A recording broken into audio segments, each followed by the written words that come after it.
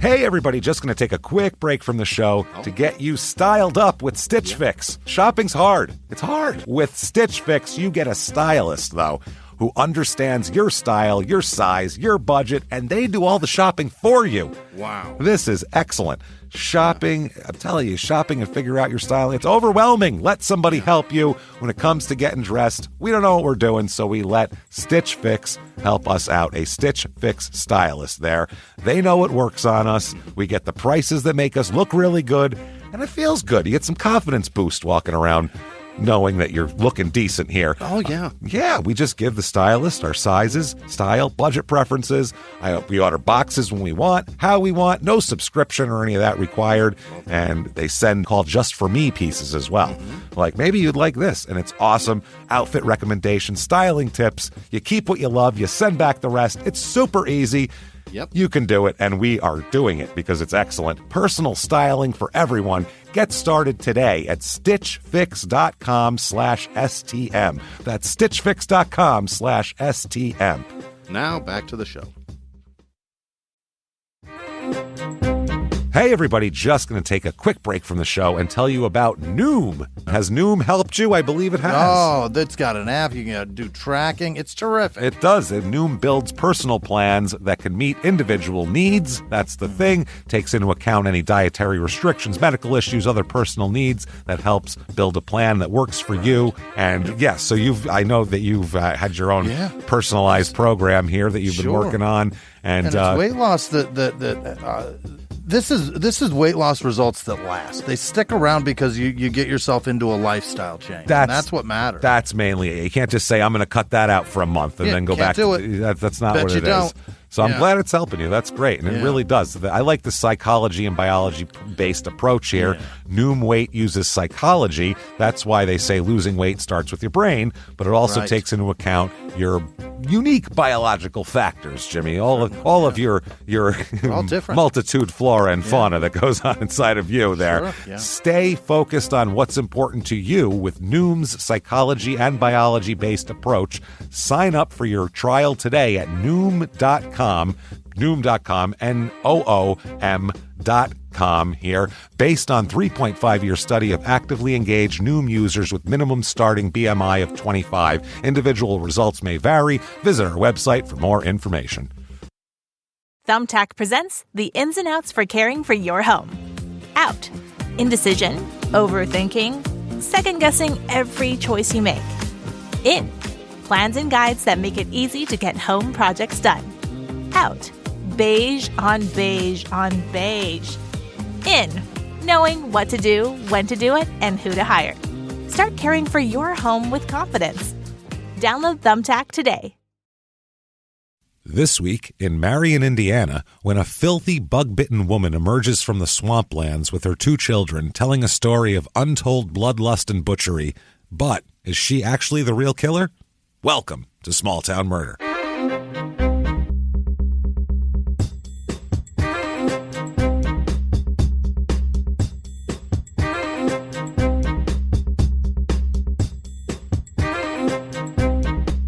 Hello, everybody, and welcome back to Small Town Murder. Yay! Yay, indeed, Jimmy. Yay, indeed. My name is James Pietragallo. I'm here with my co-host.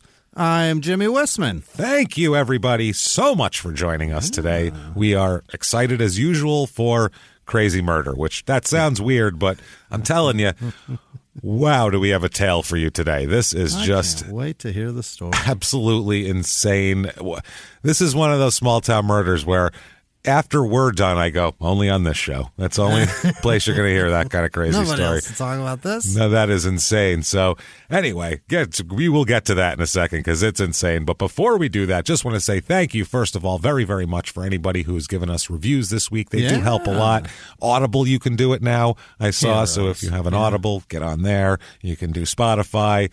Good old Apple Podcast there, that purple icon. You can do any of them. Please do that, as well as say whatever you want in the review. Remember, tell us what your favorite kind of sandwich is. No one will. We'll know what it means. No one else will.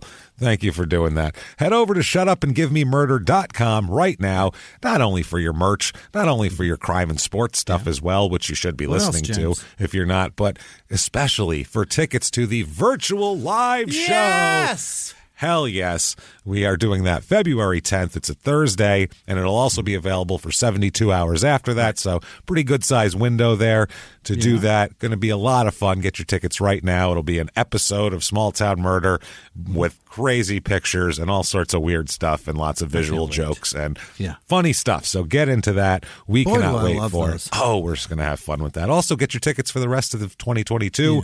All your live shows and in-person live shows. We'll be doing those, so get on that right now. Otherwise, patreon.com/crime and sports is where you want to go for your bonus stuff. There it is. Cooking this week. Such good shows this week. For anybody $5 or above, you get access to everything. All the crime and sports bonus. You get Small Town Murder bonus. You get it all. Anything we put out. For crime and sports episode, we have people that were arrested for on-field incidents. So it's a lot of like hockey players viciously beating each other and the fans and whoever else with their sticks, and then watch out, little girls. A soccer player that almost killed a referee. There's a lot of crazy stories. And then the Small Town Murder episode, we're going to revisit the Tony Alamo cult from that we talked about a couple weeks ago, very much concentrating on the clothing that they produced and that whole enterprise, and it's just weird stuff. And all the people, for some reason, people think these jackets are good. It's so, I don't understand it at all. I don't get it. I can't believe it's in demand. We try to figure it out this week on patreon.com/crime and sports, and you'll get a shout out at the end of the show. Jimmie's going to mispronounce your name while trying his best to get it perfectly correct. In addition to that, if you just want to make a donation and get a shout out at the end of the show, you can do that at PayPal using our email address, crimeandsports@gmail.com. Quick disclaimer, it's a comedy show. We're comedians. We are. Terrible murders happen. We understand that. That's a terrible thing. We get that part's not funny. So what we do is we don't make jokes about that part.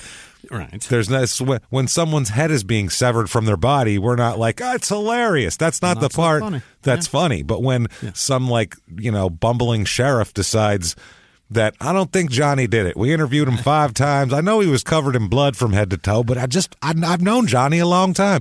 We're gonna make fun of that kind of thing. We're gonna make fun of murderers. We're gonna make fun of things like that. So we're going to do all that. What we're not going to do is we're not going to make fun of the victims or the victims' families. Why, James? Because we're assholes. But we're not scumbags. And that's how that works.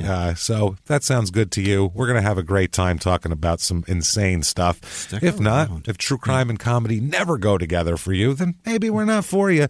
But maybe we are. We just no complaining later. That said, I think it's time to sit back, clear the lungs, and shout, boy. Shut up and give me murder. Let's do this, Jimmie. Let's go on a trip, shall we? Let's get out of here. Let's do it. We're coming from that crazy engine hoist murder. Yeah. Wow, that was weird last week. Absolutely insane. People. That was crazy stuff. This week, no more sane. Insane. No? We are actually grossly insane, as we'll find later. That's an actual term. A legal term that we're going to find out. Grossly insane. Like 12 times 12. You know it. A whole gross of it. 12 times 12 gross. A whole gross of it. We're going to Marion, Indiana. Okay. Oh, baby. Marion, Indiana sounds very East Central Indiana. You know, the hopping part of Indiana. The happening part. They've got Indianapolis and that's it, right? And I wouldn't even put Indianapolis in there. They've got, They've got a lot of Indiana. They got a couple of stadiums there, I'll tell you what. That's all they've got, though, right? Pretty much, yeah. It's not a lot going on in Indiana, really. So, it's about an hour from Fort Wayne, Indiana. About an hour and 25 minutes from Indianapolis. So you're within striking distance of going to see a Colts game. Look at you. And about an hour and 10 minutes from Auburn, Indiana, which was our last Indiana episode 226, which was the whole carny worker Satan cult insane shit that happened there. So this is in Grant County, area code 765. Mottos of this town, several mottos. Number 1, City of Champions, which is not. Yes, that's taken by other people. Also, which ones are they discussing there? None really. Christmas City, USA, which again is just they're really throwing named Santa Claus. You can go fuck yourself. Or your nickname here is their other no, just whatever you want our motto to be, we'll take it and we'll be. Their motto is "Hello, my name is." Yep. Hello, my name is Marion. So little drop of history. We'll get through this real quick because we have a lot of show, so we can get through the town stuff quick. But apparently Marion was named after Revolutionary War General Francis Marion. I always like to know who they were named after. Yeah, listen to that name. No shit. There was apparently there was a battle near here, the Battle of Missinawa in 1812 for the War of 1812. So that was in this area, and they're very much into that, as we'll find out at the end of when we do things to do. Still into the war, huh? They reenact the shit. It's crazy. They love the war. They're the only people in America who even know what the fuck the War of 1812 was, who's not a high school history teacher. Jimmie, quick, who fought in the War of 1812? Don't you dare. There you go. I barely know this, and I really like history. I imagine some Americans. Yeah. This is not one that's very. This is the remix of Fighting England, is what it was. Really? Yeah, we involved the Native Americans involved, got them in it too. Let's bring the fucking Indians involved in this. Let's see what they can do with these goddamn British assholes. So we had that. It's interesting. So, but whatever. Either way, it was fought in December of 1812, north of the city of Marion, and they talk about it constantly. So it's just constantly. They became an agricultural trading center. They had forest industry and shit like that during the 1880s.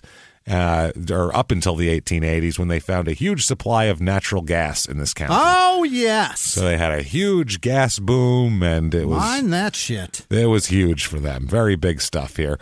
From 1900 to 1901, so for a season or two, they had their own baseball team. I don't know what level this was at, but it was called the Glass Blowers. So, yeah. Make sure you pronounce that G and the L. That's what I'm saying. That's not good here. Well, ass blower would be I don't know if people would flock to it or what. So, there are a couple of famous people from here, actually. Who? James Dean is born here. Is that right? Yeah, James Dean from Marion, Indiana. Coolest motherfuckers on the planet? Coming out of here, thinking about natural gas in the War of 1812, and he was just too cool for everybody. That's why he couldn't concentrate behind the wheel, just really thinking about it. Just thinking about it. He was like, man, I'm longing for Marion, and then the road curved, and that's the next thing you know. He's can't stop thinking about 1812. Shit. Next 1 minute handsome, next minute dead. That's how it works. You're thinking about the War of 1812. You're thinking about General Francis Marion or whatever the fuck his name was. Was that his name? Francis Marion. It was. Or hers. We don't know. Also, Jim Davis from here. You know who he is? No. Garfield, the creator and cartoonist for Garfield. Really? Yeah, it's the dude who made Garfield. So, how about that? This town, very much into Garfield. Yeah. They're as much into Garfield here as in Mount Airy they were into Mayberry. It's really? Yeah, and Andy Griffith. It's similar. It's all Garfield and Odie. It's Garfield and Odie. But I don't even Odie this week, Opie last week. We don't take credit for Odie here. Odie... We're not responsible for Odie. Odie is from another... No, we're only Garfield here. And this is also, for some reason, the location of the wedding of Julia Roberts. Remember when she married Lyle Lovett, the hideous-looking singer? This is where they got Marion? married. I don't know why. I don't know if it was in John Cougar Mellencamp's front yard or what the fuck happened, but incredible. Yeah. So reviews of this town. I guess she had to marry that ghoul somewhere. I guess she's like, you know what? Indiana's as good a place as any. Why not? He is hysterical, though. That guy is so funny, not just on the face. He's a hilarious man. He's in such a great actor. 93, he had no business marrying a movie star. Especially not that one. No. So the height of her, the height of her fame, yeah. Reviews of this town, 5 stars. I've lived in Marion since I was born. Okay. So there you go. Marion provides almost all of the needs one can think of. Almost. All of the needs. Then Almost. He gives a little ellipses here. ... I 100% recommend! ! Point. So that's like a good review. Whatever he's missing, he doesn't need it, James. He just wants it. Remember those old movie commercials where they'd be talking to people who just came out of the theater? That sounds like one of those. It had almost everything I could think of that's in a great movie. I 100% recommend. So 5 stars. The police patrol my neighborhood every night, which makes me feel safe at night. The police officers are very nice and helpful when you lock your key in your car. They have no problem getting your car open for you. So this person has had one experience where a cop helped them get their key out of the car, and they're going to put a review based on that one experience, which is fine. Good for you. Yeah. You know what nice neighborhoods rarely have, James? Police patrolling every fucking night. Yeah, what are they doing in there? What's the need? The only reason they're there is because it's not nice. Here's 3 stars, a little less enthusiastic. Marion is a special place. Although sometimes horrible things happen here, there are places filled with love and caring people. People support people in hard times and are there no matter what. The place just needs to be cleaned up. I love my city, but sadly it has become very dangerous with drugs and crime taking over. I hope one day Marion can become safe again. I think we just solved why the police are there. Some of these reviews make it sound like it's like Escape from New York style, like just a fucking bubbling cauldron of anarchy, and that's what and then you look at the crime rate and you're like, everybody calm down. Stop with your doomsday. Here's 2 stars. Where to begin is how it starts out. Yeah. Marion wasn't always all that bad. Back when we had factory jobs fueling our local economy, once those shut down and moved away, the trouble started. Oh, not the trouble. The trouble. Small businesses hardly have a chance here. There is very little in the ways of entertainment. We walk around Walmart for fun. Gee, that's fucking bleak, man. That's bleak. That's grim. And we are smack in the middle of the opioid crisis. We do, however, have a few nice things. Indiana Wesleyan University has a really nice campus on the south side of town. It's nice to just walk around there and forget about where you live. Jesus, this sounds like they live in maximum security lockdown. We also have a pretty nice garden area in our park. All in all, I would not recommend living here. Okay. They make it sound like it's like L.A. and Judge Dredd. Right. 2 stars. The road I live on is almost never plowed in the winter and filled with potholes. That's it. Just this road sucks. 2 stars. Yeah. Here is 1 star. Okay. Hates it. Marion, Indiana is a town where you pretty much stay to yourself or you're going to be getting yourself into trouble. Every day there is shooting, stabbings, robberies, drug overdoses, and needles found everywhere.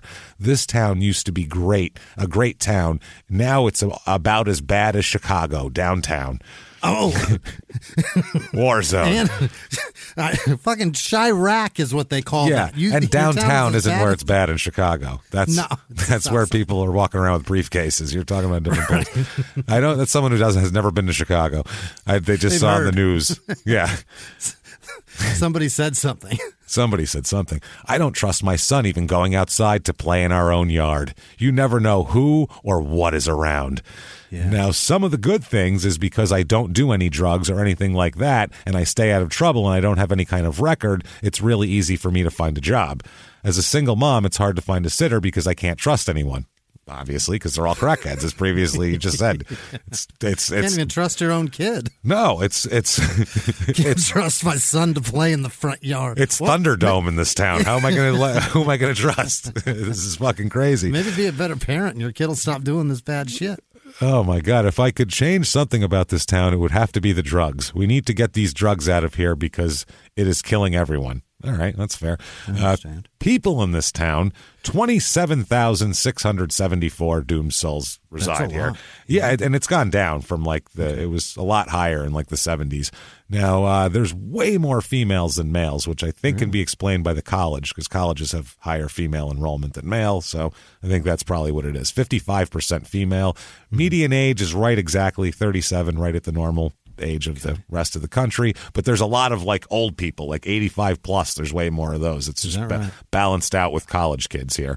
So married population's low. Everybody's either died out of their marriage or isn't married yet because they're in college. So you're going to get that. Divorce rate's high, though. Really? Think about all the shit that's going on. You're dodging gunfire left and right. It's tough on the marriage. So race of this town, 74% white, 15% black, 1.4% Asian, and 5.7% Hispanic. So, there's some little bit of diversity here. Yeah, it's a mix, a little, kind of whatever. Religion of this town, it's about 40% of the people here are religious, and it's spread out pretty good. It's some Methodists, Episcopalian or two, a Baptist here and there. 19.7 are other Christian. So some other smaller Indiana denomination, I'm not sure. 0.1% Jewish, so not a lot of Jewish people here. Politics here, it's pretty conservative. 29% in this county voted Democrat in the last election, 68% Republican, 2.5% independent. It's a little bit depressed around here, and it's like they said, since the factory jobs have closed, its median household income is just under $33,000. Holy shit! Yeah, $57,500 in the rest of the country. So it's 46% make under $30,000 a year. Oh my God, that's a lot. So it's rough. But the cost of living, 100 is regular average. Here it is 67, so that's low. Okay, that makes sense. That's pretty low. Median home cost here, $85,100. Fire sales. Yeah, cheap as shit. If you can get the crackheads out of here, go ahead and try it. So that said, I think it's time. Who doesn't want to move to Marion, Indiana? Let's do the Marion, Indiana Real Estate Report.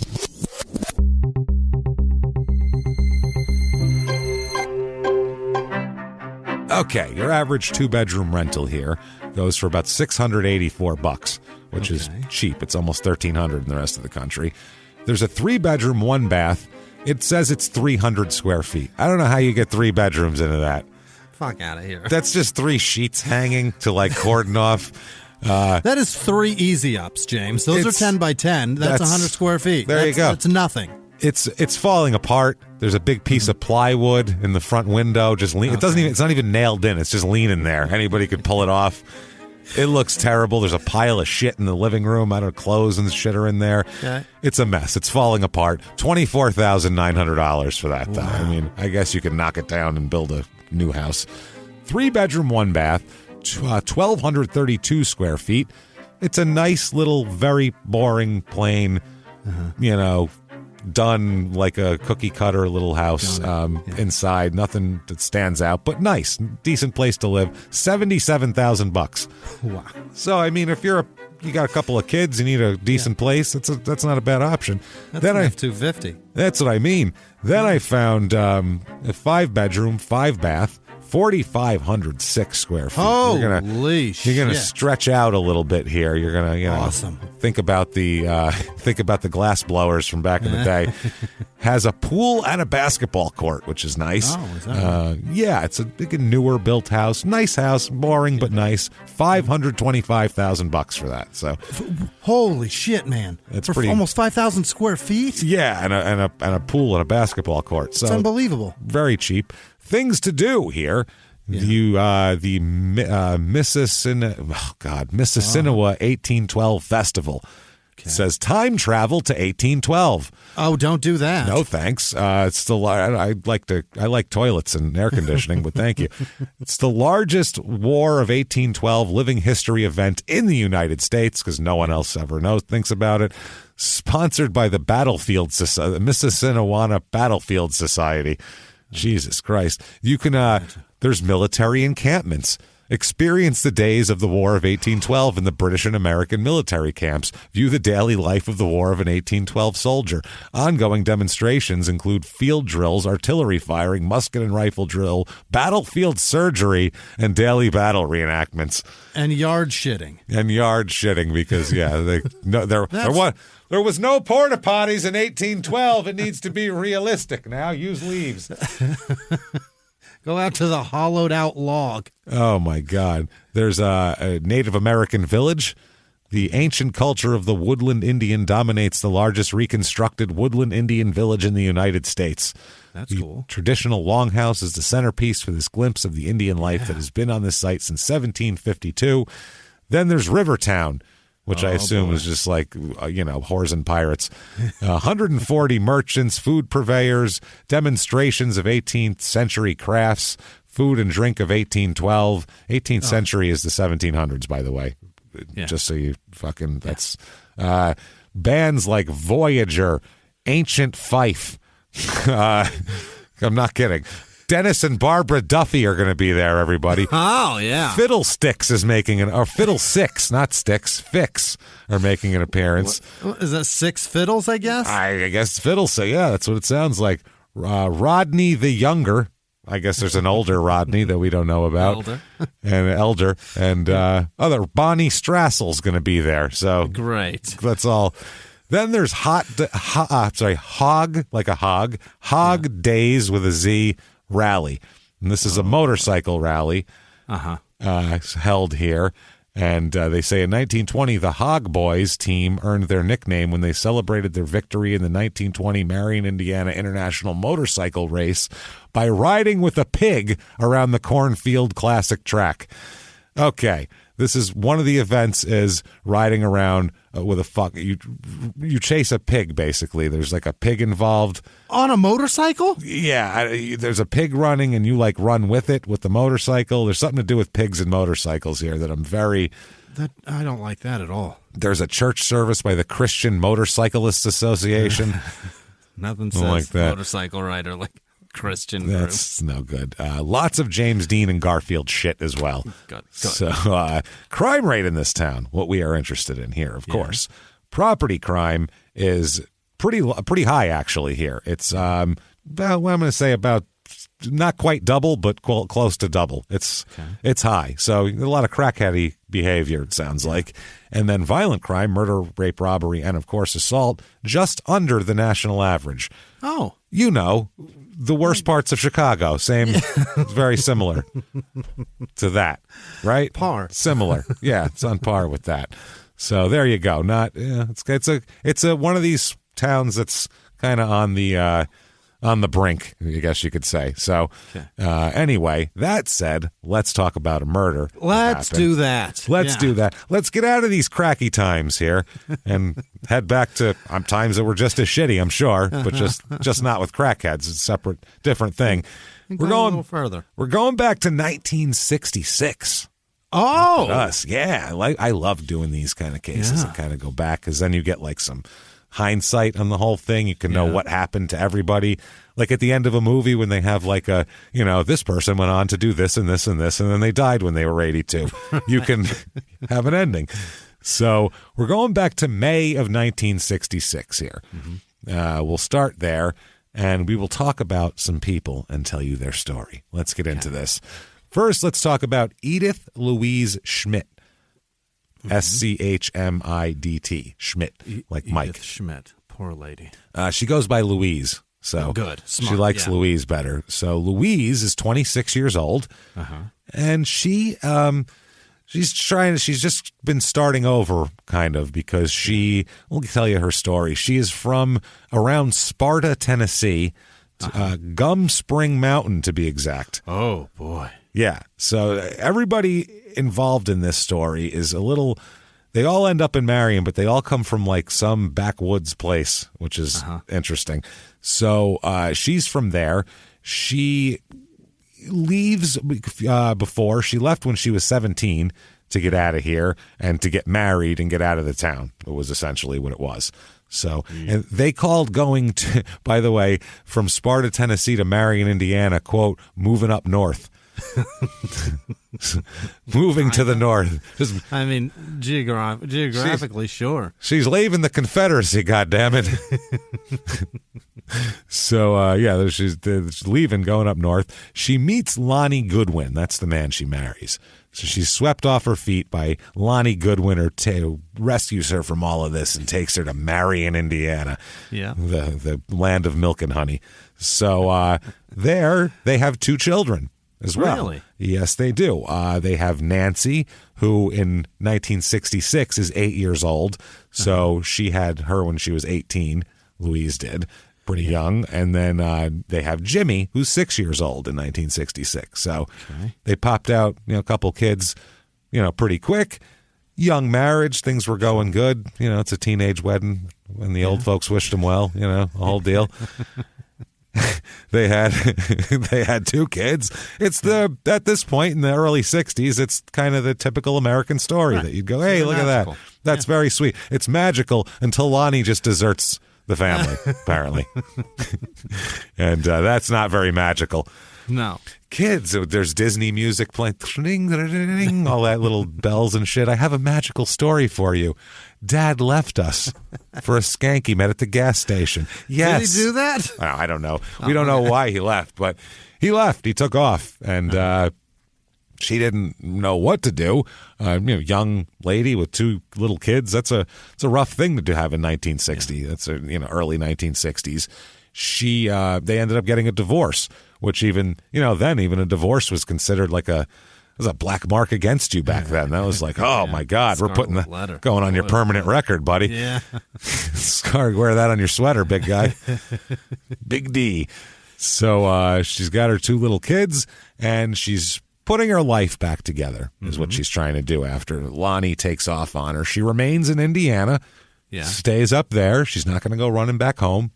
Okay. So she stays up there, and she meets Larry Lee Schmidt. That's how she becomes Edith Louise Schmidt. He's about 5 years older than her. And Larry, from what everybody says, seems to be pretty good shit, basically. Decent guy, hard-working cat.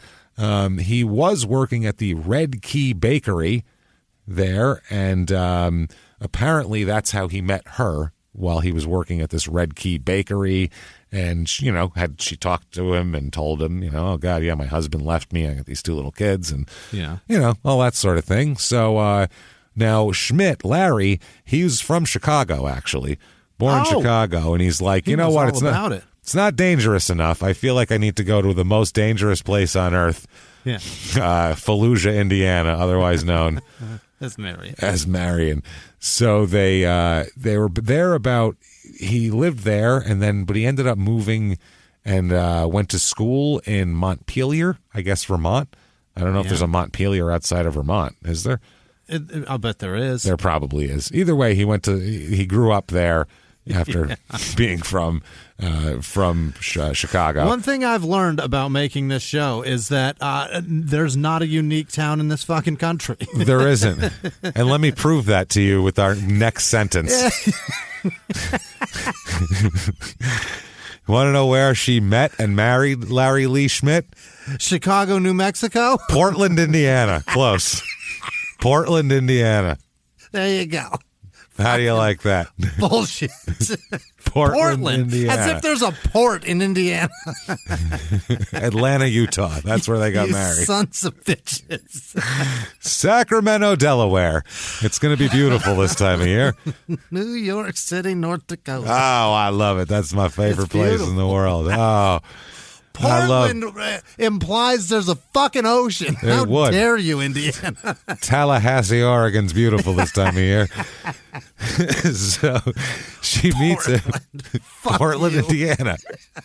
There's a creek. Like, you can bring something in here. You could float it. All right, I'll be waiting. That's a port now. God damn it. It's a port. Shit, you bastards. A port isn't what the Lord gives you. A port's what you make of it. That's the point. If you make it a port, now it's a port. You just need to take things out of the water. Port now. So, so Larry Lee's family owns the bakery. That's how that goes. So he works there, and Larry used to meets her, and finally they decide to be together, and he's going to take her, and he wants to, help raise the 2 kids, and they're going to be a family. So he and his wife moved to about 45 miles away to Marion from where they were. I would think it was door to door, 46 miles, they said. And he gets a job in late 1965, mid 1965.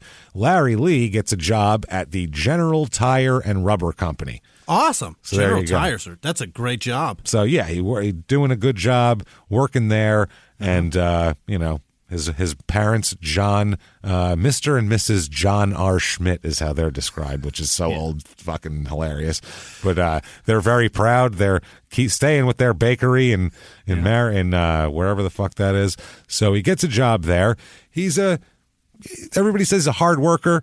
Nice guy, willing to help out a friend type of guy, and about 200 pounds. Hey, everybody, just going to take a quick break from the show to tell you about the safest sponsor ever, Simply Safe. Absolutely. These people will keep you safe. It's amazing. You know that every 26 seconds a burglary takes place in the United States, according to the FBI. That means that by the time this podcast is over, dozens and dozens of homes will have been targeted, ransacked. God knows what happens here. So protect your home before it's too late with Simply Safe proactive security system. Simply Safe helps stop threats before they even have a chance to break in.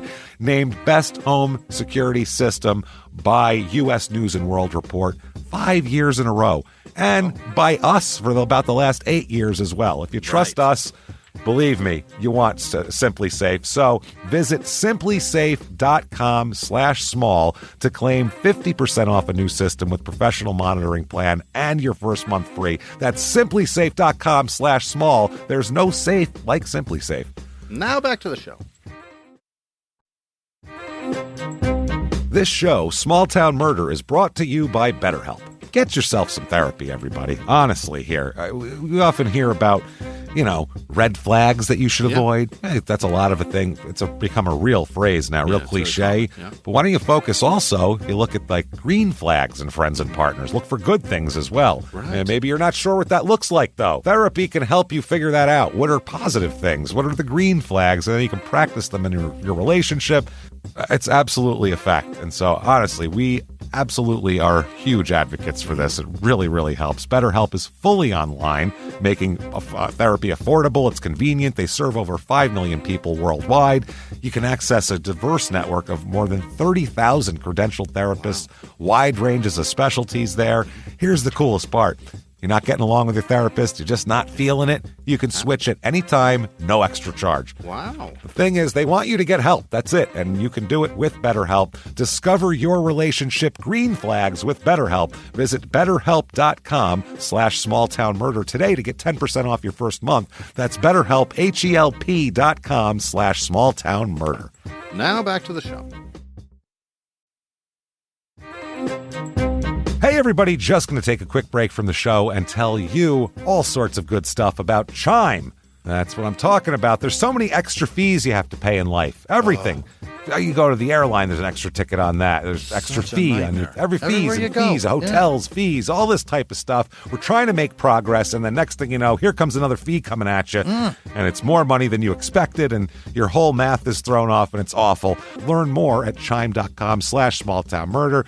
Chime is great with that stuff. I mean, you can't beat if your things are a little tight, especially around the holidays or after the holidays. Yeah. You need that money a couple days early, or you go grocery shopping. You got a car payment due. There's so many things that don't cross over exactly how you want them to cross over. Make progress toward a better financial future with Chime. Open your account in 2 minutes at chime.com/smalltownmurder. That's chime.com/smalltownmurder. Feels like progress. Banking services and debit cards provided by Bancorp Bank N.A. or Stride Bank N.A., members FDIC. Spot me eligibility requirements and overdraft limits apply. Boosts are available to eligible Chime members enrolled in Spot Me and are subject to monthly limits. Timing depends on submission of payment file. Fees apply at out-of-network ATMs. And now back to the show. He's got a bit of a speech impediment. Oh? Apparently. A bit of a speech impediment. I'm not sure exactly what the impediment is, but everyone says, real nice guy, help you out, good guy, kind of talks a little funny, but, you get over it and he's whatever. Yeah. It's not like it's not that you can still speak to him and things. He's not, non-communicative or something. So apparently, though, after a very short time, couple of years into this marriage, Louise isn't completely thrilled with the marriage. By 1965, they've been married about 3 years, and she's so unhappy in the marriage. You don't hear about this very much anymore, by the way. This is, for some reason, at some point in time, people stopped having nervous breakdowns. Yeah. Remember when you'll hear people say, like, I'm going to have a nervous breakdown. Right. But, like, people now don't have they don't go, he had a nervous breakdown. There's not a doctor with a clipboard telling your family that you had a nervous breakdown and that's what's wrong with you. Nervous breakdown was, like, the worst thing that could happen to anybody. It just meant you went bonkers, started tearing your hair out and bumping into walls, and they had to There were shredded curtains somewhere. Yeah, you're just catatonic. I'm sure it was a terrible thing, whatever they did, but we're just saying that's the inclination. That's what it looked like and felt like as a kid growing up. Because when we grew up, there was no more nervous breakdowns. It was it was just a reference that people made to, having a hard time at the grocery store, then they're going to have one of them. This line is so long, I'm going to have a nervous breakdown. But and you'd hear it on TV, and I'd always think, whoa, a nervous breakdown? That sounds fucking wild. Yeah, and there were always like that Beverly Hills, Troop Beverly Hills with the fucking Shelley Long. Yeah. She always talked about after the nervous break or whatever the fuck. Yeah. It was like it was a punchline or like a lead up to a joke. All the time. Somebody is now a fucking mess. Always in the 80s. 8 years ago, they had a nervous breakdown. They had a nervous breakdown, and now everybody's leery of them. Yeah, it was like an emotional stroke. Kind of. Yeah. You basically. Yeah, you had just a complete emotional heart attack.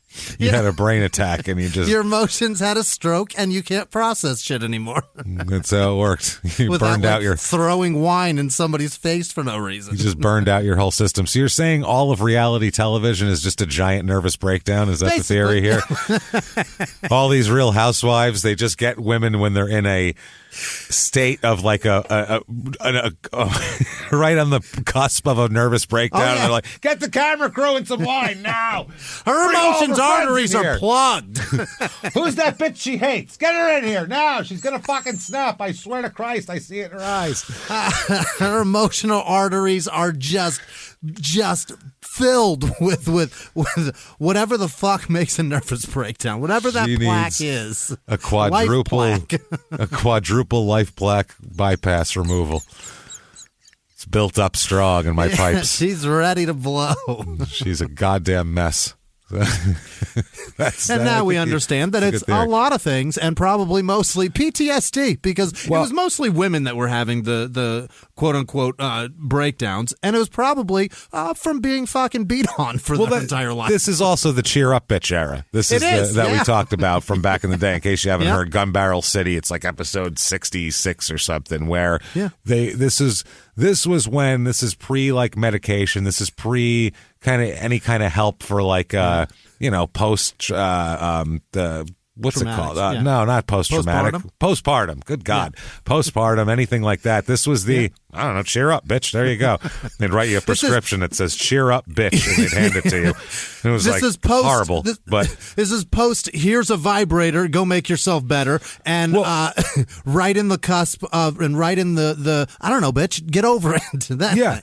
Well, this is right after the era of quote, hysterical as a diagnosis also. Like, I don't know, she's hysterical. Lock her up. I don't know what to tell you. Give her a vibrator and lock the door. I don't know. I was married, but my wife got all hysterical and she had a nervous breakdown and we had to lock her up. I don't know what to tell you. No, I gave her a dildo. I tried. She didn't help. I don't know what the hell's going on. We had to lock her up. The doctor knows. They told her, cheer up, bitch. It didn't help. I don't know. It was really weird. We've been sliding cucumbers through the mail slot to her. Didn't help at all. Strange, right? So Louise suffers a miscarriage is the problem. Oh, Christ. After that, she has a, quote, nervous breakdown, which she just, she probably needed something, some probably grieving. Yeah. Ever heard of grief, motherfucker? Yeah, I don't know what could have helped, but, nervous breakdown. She actually, Larry signed her into a state hospital in Richmond, Indiana. Wow. This is what I mean. Back then, it was like, I don't know. She's acting crazy. She won't stop talking. I got to lock her up.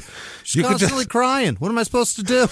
You could just lock your wife up for being like, for having emotions. Inconvenient back then. She is. I keep telling her things. She didn't make dinner tonight. This is crazy. And you're going, and they'd be like, "Oh, we'll take her right away from you, sir. We're terribly sorry." Either way, so he took care of the kids while she was in there. You know, he got a different apartment that they lived in and took care of the kids and went on with a family. Well, without her while she was in the hospital for a little while. She gets out. It's at around this time where they live in this apartment, and in the same building is another guy that works in the factory here. At General Tire? He works at the Fisher Body Division of General Motors Corporation in Marion. Okay. Apparently, they all share the same factory. There's a giant, big factory complex. So this guy, Glenn Everett Stewart is his name, which sounds sort of regal almost. It sounds like sounds like a rock star. Glenn Everett Stewart, but instead he goes by Buzz. Doesn't play an instrument. Buzz. This is Buzz. Buzz is 30. Yeah. So Buzz is around Larry's age. Buzz is 30, works at the General Motors Corporation in Marion. He is from Arkansas. Oh. He's from Arkadelphia, Arkansas. What the fuck? They're like, we need some. I like that Philadelphia. Their cream cheese is delicious. Well, there's already a Philadelphia. But there's a Portland, Indiana. We could name it. What? No, it's Arkadelphia. We're going to be proud and strong. Arkadelphia. They just throw Ark on the front of everything and make it a town there? Yeah. Arkadelphia he's from. So I have seen it before, Arkadelphia, but I didn't. There's one of those places where I'm like, is that a joke? But no, he's from here. So much. So Buzz Stewart is from here. Okay. Sounds like an astronaut, Buzz Stewart. Yeah, he does. So he works there. Like I said, he is from Arkansas. He seems like he's kind of a big guy. Everybody says he's kind of a happy guy. Jovial, he's described as.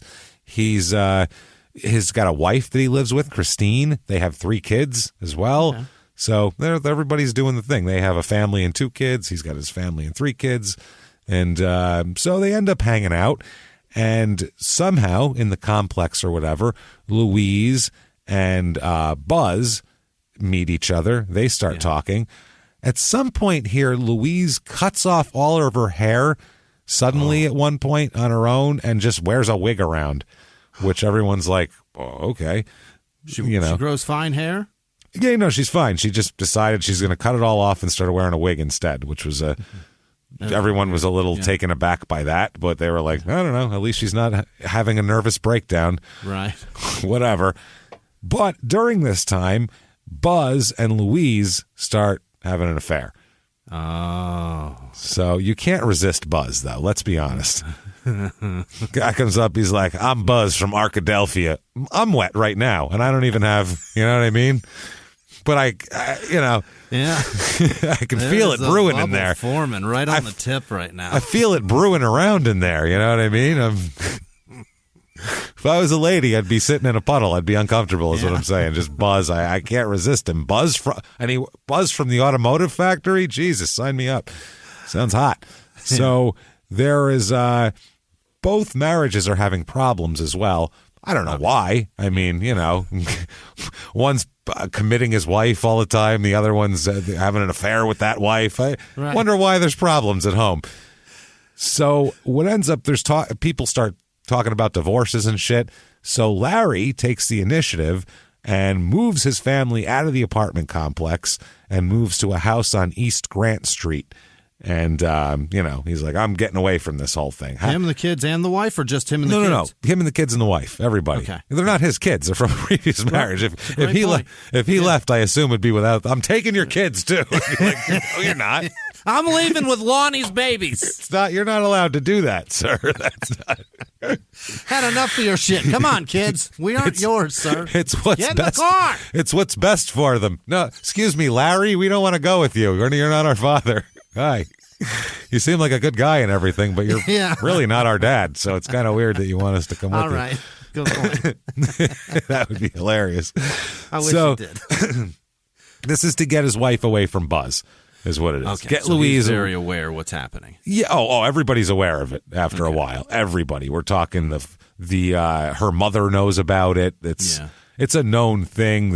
He's found out. Larry's found out about it.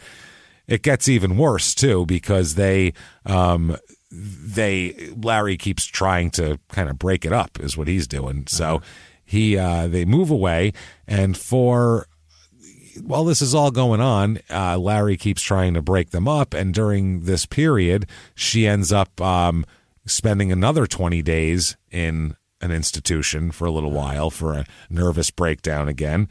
And then after her release, I don't know what it is. I don't know if Larry asked the doctors, please program her to not want to fuck Buzz or what. Could you do that?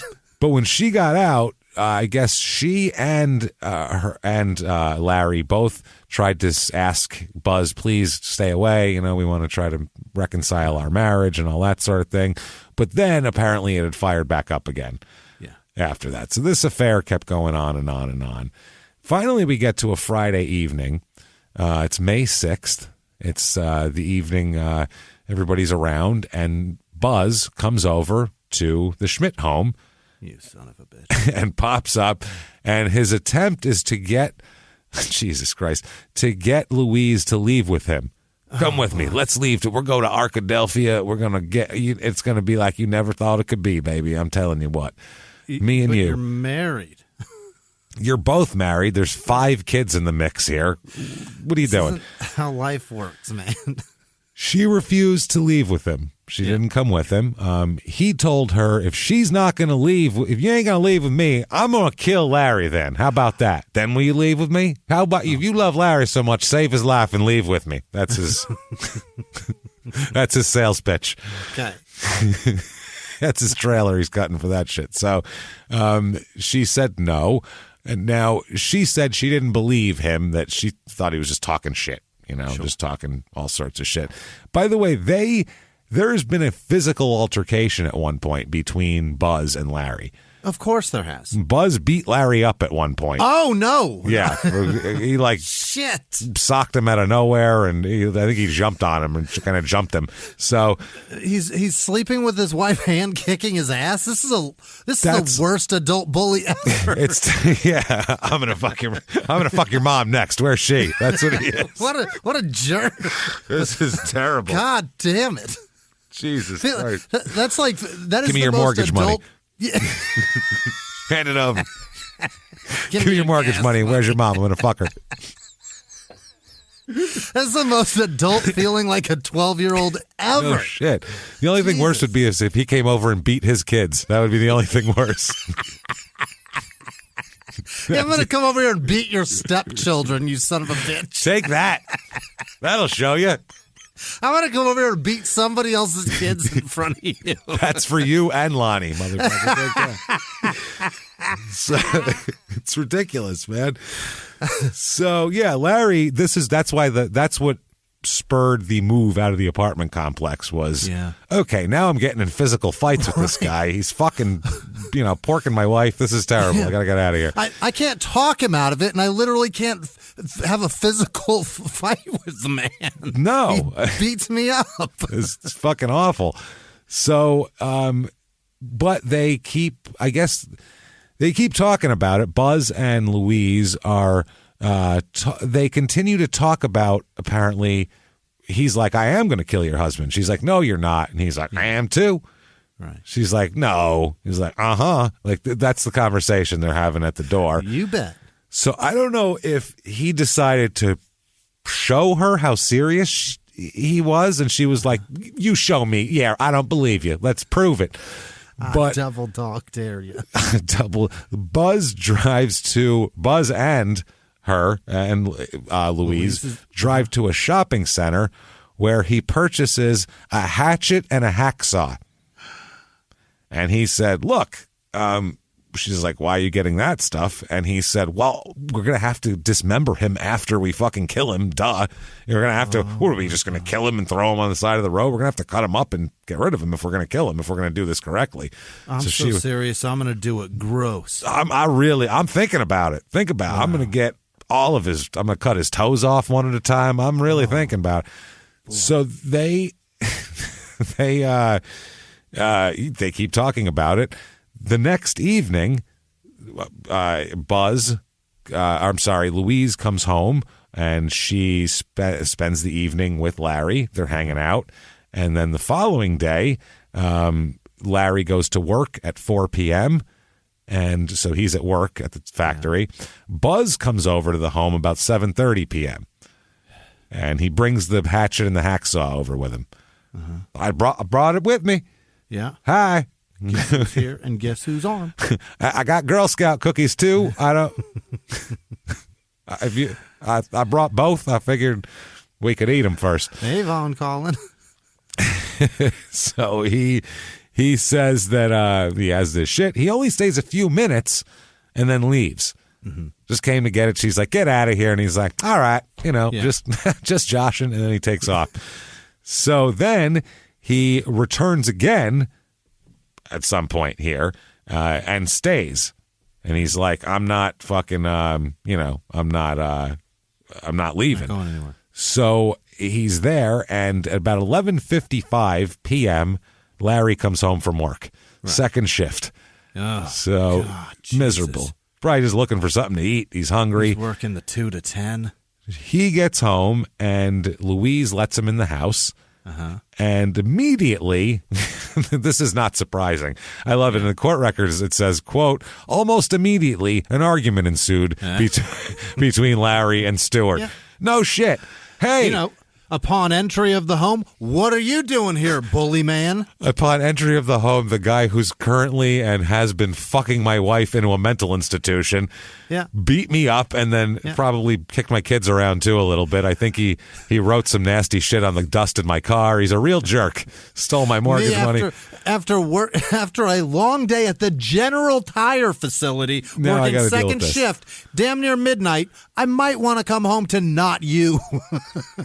And if you come home at midnight and there's another dude there who's been banging your wife, he's banging your wife. He's right midnight. Now. What the hell else is he doing there? So that's what ends up happening. An argument they get into, Buzz and Larry. Larry ends up walking into his bedroom. I don't know if he's going to change or what he's going to do, but Buzz follows him. Yep. Okay. Follows him in there. A fight ensues during this whole thing. This is the facts as we think they happen here. So a fight ensues. We know that happened based on what's going on. Buzz ends up stabbing Larry with like an 8-inch knife. Jesus. Directly through his heart.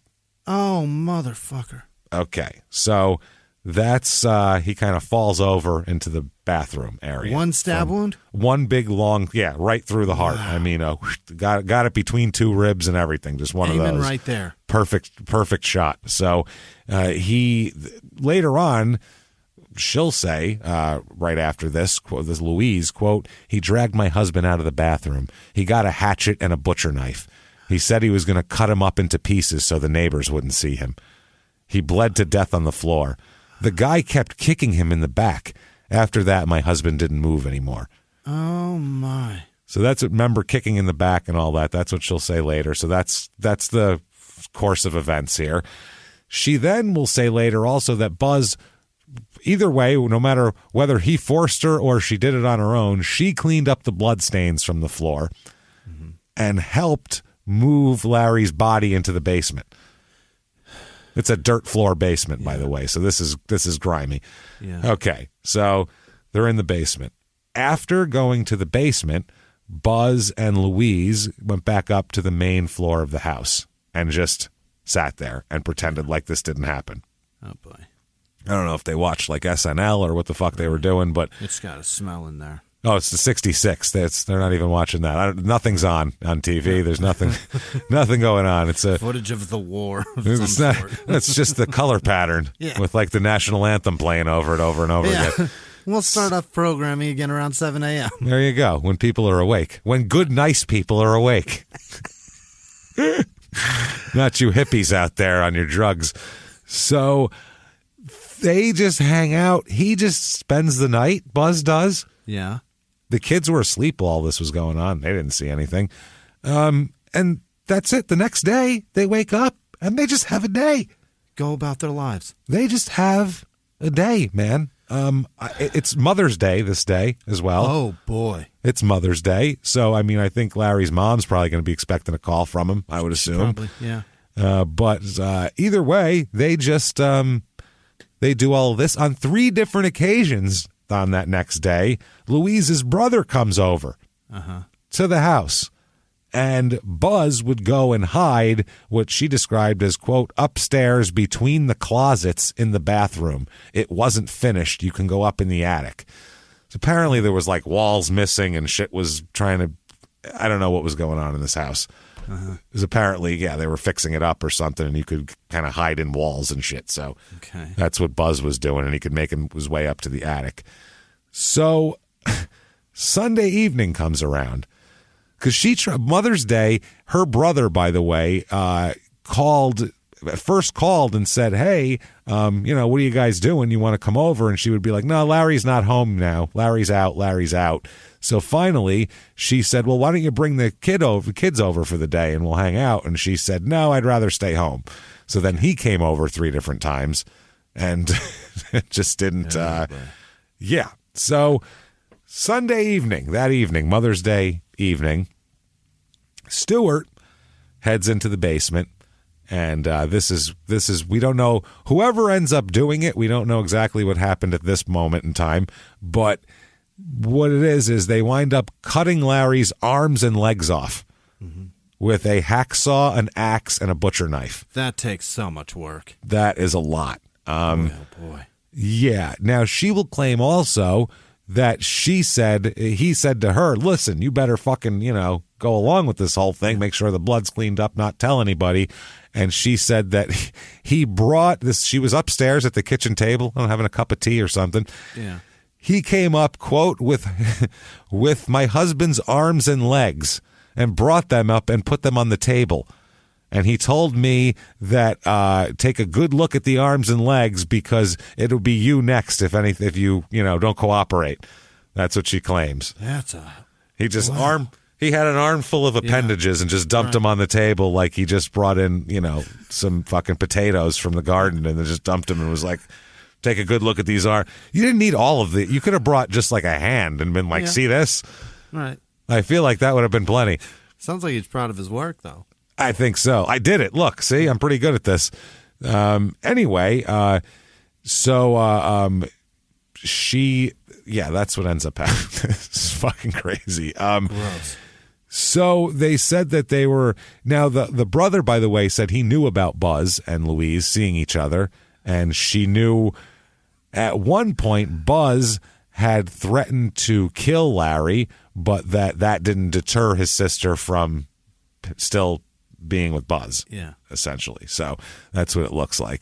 So she says later on, she says she wanted to tell her brother while she was there, but Buzz was hiding in the closet, and she was so scared he'd just kill everybody.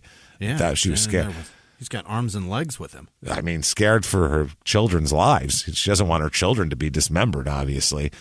So it's pretty interesting. But the whole family knew about it. And the brother-in-law also said that Larry had told him that he was afraid of Buzz. Right. Her brother did. Louise's brother said that, quote, because Buzz beat him up and threatened to kill him. Quote, then this is the brother's quote, Kenneth Randolph, quote, why, every time I saw Stuart, he had a knife in his hand and he said he'd kill all of us if we went to the police about him. Every time? How does he have any time to bang Louise? He's beating up everybody. Every time, Jimmy. Yeah, every time he saw him. Every time I saw him, he'd just threaten us with death and fucking wield a knife. Well, how many times are you seeing a man? Oh, there he is again. The guy threatens to kill me with a weapon every time I see him. Is this hot to Louise? Why? How is she sleeping with this man? I don't know what's going on here. If it's I'm not sure. That's the thing. I don't know if this is like abusive or if this is like she's into this or what the fuck, a Bonnie and Clyde thing. I don't understand it. So fascinating. Anyway, after this, the body's cut up. It's Sunday night. The next day, her family's trying to get a hold of her. Louise's family. Larry's family's trying to get a hold of him. No one's home. No one's at the house. Everybody's gone. Everybody's disappeared. On Monday? On Monday. By Monday, everybody's disappeared. about a week goes by. Wow.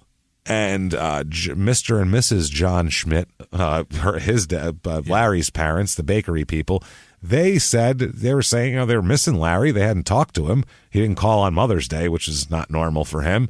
But they just assumed that he had taken the family to Tennessee to visit Louise's parents, because they would do that occasionally. So it's Mother's Day. They probably went down there, and all the travel and the kids, it probably slipped his mind for a week to call his mom. He didn't call his own mother. No. He's going somewhere to celebrate the day. Okay. All right. Yeah. So what they did, John and wife Schmidt here, they went to the household. They went to Larry and Louise's house to look around, and the doors and the windows were all unlocked. They're like, nobody's home, and all the fucking doors are open. And what the hell is going on?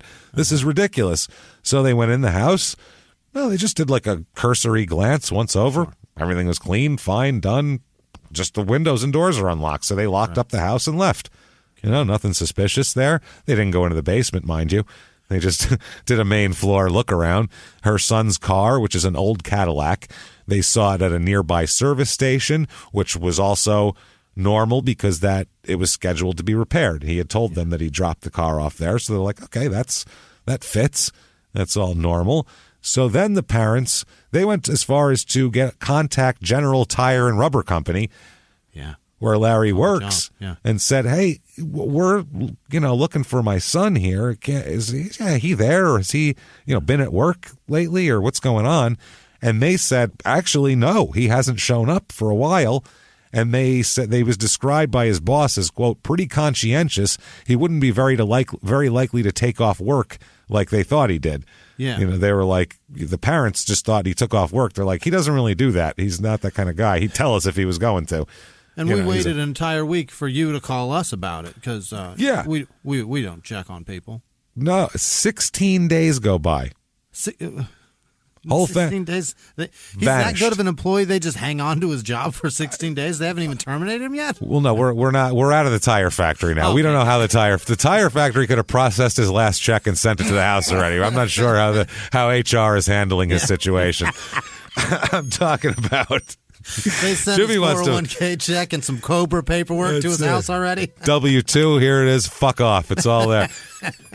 This isn't. Jimmie wants to micro-focus on whether the employer was okay with it. Did he get all of his 401k out of there? Like, did it roll over? Can he take that to another employer? Can you put that in the Roth IRA? What's happening? Not sure about that stuff. I'm talking about 16 days. No one's seen Larry. No one's seen Louise. No one's seen the kids. No one's seen Buzz for 16 days. Weeks. Jesus. Yeah, over 2 weeks from Mother's Day on. So where the fuck did they go? It's a reasonable question, I feel like. Well, like anybody goes, they rode southwest through Indiana into Illinois and Missouri. Then they cut south into Arkansas.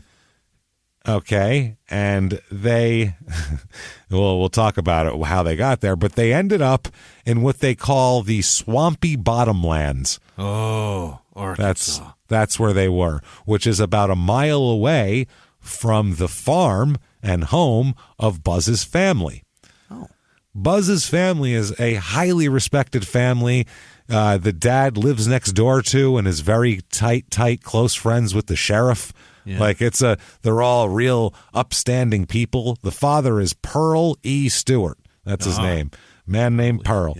Yeah. Pearl E. Stewart. And they were, so anyway, that's the and I think the mother was like the postmaster of the area. Yeah. They're well-respected people. That's where they ended up, though, in the swamps back there. The lower swamps. The bottom swamplands. Gross. Swampy bottomlands. Sorry, that's what they called it in the newspaper. Here's another one that calls it the swamp woods, which sounds almost even worse, kind of. It does. The swamp woods. For 2 weeks, they just lived in the swamp woods with the flies. And we're talking in May in the Arkansas swamps. Oh. The flies, mosquitoes, fucking banjos playing, you name it. Yeah. It's all happening in here. That'll dissolve a body faster than diesel fluid. Oh, it's disgusting. It'll probably leeches hopping on you. Oh, she helped Buzz completely dismantle the car that they drove from Indiana. They completely took it apart. They took everything off, stripped it, threw everything out, and then set fire to what was left. What? I don't know why, but it was just this burned out car. So it looked like they wanted it to look like it'd been sitting there forever, just burned out, even though the shit around it would be all burned too, and it would look pretty fresh. But we're not dealing with the brightest people here. Now, what ended up going on is 16 days after this, and we'll get into exactly what happened, but 16 days after this, here comes Louise stumbling from the swamplands, gets off of a bus, filthy, covered in mosquito bites, rode a bus from Arkadelphia to Sparta, Tennessee with her 2 kids. They're all scratched, the kids, and mosquito bites covering. I mean, they are one giant mosquito. Looks like they have the mumps. They're just covered in blister or chicken pox, covered in blisters and shit. So it's just, you don't want to spend 2 weeks out there. So they pop up at the home of her mother and stepfather, stepfather Thurman Conley, just outside Sparta, Tennessee, in whatever it was, Gum Spring Mountain or whatever. So she pops up at the door, and they're like, "Hi, how are you?" This is how she's described in the paper, by the way. This is what it says. Quote, when she arrived back in Sparta, she still looked pretty, but much as she had when she left 9 years ago before. Older, of course, but still thin and frail, with short dark hair and an ivory white egg-shaped face with high, wide forehead. Do we need that? Really? That's what she looks like. Do I need to know the shape and height of her forehead, really, in a description? I got to be honest with you, James. Thank God cameras have come such a long way Jesus to delete Christ. that paragraph from the article. We don't need that. Just there's a picture. But there's a picture of her next to it in this article. Really? That's what I don't understand. So Louise, pictured above. Pictured above. There she is. May 18th, 1966. Here, she phoned from the house Tennessee White County Sheriff Joe Cummings. Called him up, and she said, quote, "I got a complaint to make." And the guy said, "What kind of complaint?" And she said, "About a kidnap and murder up in Marion." And the guy said, "Where's Marion?"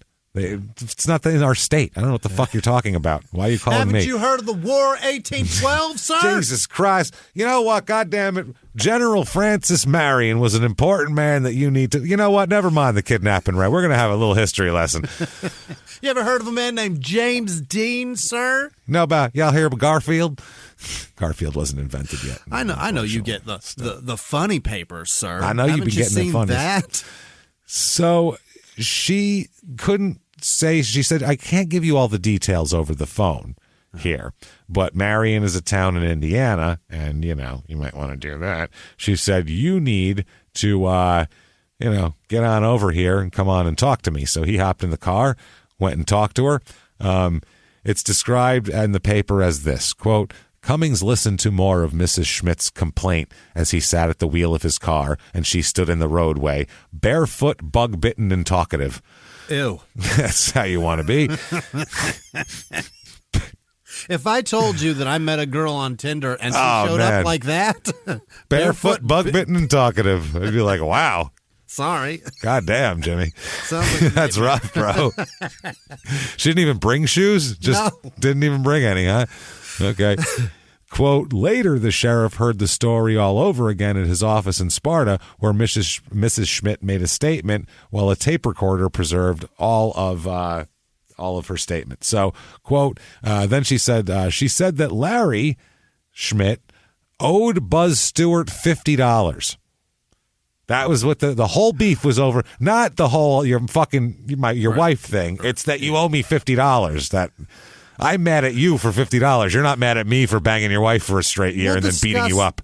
My wife later, or your wife. Yeah, your wife. I'm going to take her, but for now, your wife. $50. I'd like. She said, I think you've taken that out of my wife. Fuck you. Yeah, I think that's good. Yeah, we're even. Al Swearingen would say that you've paid your. Yeah, we were just talking about Deadwood before the show. Is why that came up. So she says here that Yeah, it was $50, and Buzz was asking for his money in pretty nasty terms. She said, quote, "We ran him off the place, but he came back that Saturday night." She said, quote, "He scared me to death walking around that big kitchen with a knife in his hand." Then she said more. She said, quote, "My husband came in, and I put down his lunch pail and started to watch The Late Show." I guess there was something on. There you go. The next thing I heard was a pounding in the bedroom. I heard my husband say, "Louise, get the doctor." I ran into the bedroom, and I heard my husband fall. He was holding his belly and trying to get up, though Buzz kept kicking him back to the floor. In the back, too, she says later on. After that, my husband didn't move no more. He bled to death on the floor. He didn't deserve to die like that. Nobody does, really, right? I would think nobody really deserves to. That's a pretty awful death. Here's what I have to say. Okay. So the guy you've been fucking for a year is at your house at midnight when your husband gets home. So what you do is put his lunch pail down and watch TV. And let them talk about $50. No. Right there I'm going, so your husband and this guy who's they've been fighting and you're fucking him all this shit, and you're just like, I'm not involved, I'm watching The Late Show. I don't believe that at all. Between y'all. No, sorry. First of all, your story fails right there. I stop you before you even get into the fucking heart of the matter here. So you don't even get involved in your Eskimo brothers conversation? Not a drop. Okay. Not even a little bit, apparently. So, and I said a drop on purpose. So there you go. Hey, everybody, just going to take a quick break from the show to tell you about a healthy, delicious item, Hero Bread. And we're both trying to get healthier this new year. Jimmie had a eye-opening doctor's appointment and things like that. So we're trying to get healthier, and I'm telling you right now, this Hero Bread is a good step in this direction. It's delicious, and it is really good for you, and it's really excellent. They have the sliced bread is good, the bagels, the tortillas. I know you've been they're terrific. Ranting about the tortillas. They're so good. With Hero Bread, you can focus on your health goals and still indulge in the soft, fluffy experience you love, but guilt-free. I really love the little Hawaiian rolls, too. Yeah. They're so good. They're so good. The Hawaiian rolls, they're legit. They're fluffy. Yeah. They're exactly how you want them to be. You'd never know it's low-carb and high-fiber bread from the texture. You get the soft, fluffy experience you know and love with your savory breakfast sandwich, late-night grilled cheese, Taco Tuesday. Do it. Yeah. No compromises, just flavor, ultra-low net carbs, 0 grams of sugar, high in fiber. It's fantastic. Hero Bread is offering 10% off your order. Go to hero.co and use the code SmallTownMurder at checkout. That's SmallTownMurder at HERO.co. And now back to the show. Hey, everybody. Just going to take a quick break from the show to tell you a little bit about Sono Bello. You know, the most known secret with celebrities and influencers and all these famous people is so many of them have had lipo. They've had lipo, whether it's a little touch-up here or a total makeover. Yeah. Nobody has a perfect body. That's the thing. No. They may look like it on TV, but there's things that help that. Absolutely. Lipo now has changed, and Sono Bello's been at the forefront with using LAL technology and getting those beautiful and natural outcomes for each person. Looking real natural. Our friends at Sono Bello are offering their best deal. You're now included in their winter savings event, but appointments are limited, so please get on this. Sono Bello doctors are masters in micro-laser fat removal, a brilliant technique that removes stubborn fat permanently. Wherever your problem areas are, tummy, love handles, thighs, arms, it's gone in one comfortable visit. Eating healthy and workouts are great. Keep doing that, but if you want to lose that stubborn fat in one visit, check out Sono Bello. Save big during their winter savings event. Schedule your free consultation now at sonobello.com/smalltownmurder. That's SONOBELLO.com/smalltownmurder. Now back to the show. She said, quote, Buzz dragged my husband out of the room and into the bathroom. He had a hatchet and a butcher knife and said he was going to cut him to pieces so the neighbors wouldn't see him. He finally tumbled him down into the basement. So he said he'd pushed him down the basement stairs and he just rolled on down there. Wow. So that'd be a lot of... And also, you're banging that body around. There's going to be a lot of marks and all sorts of shit like that. So remember that.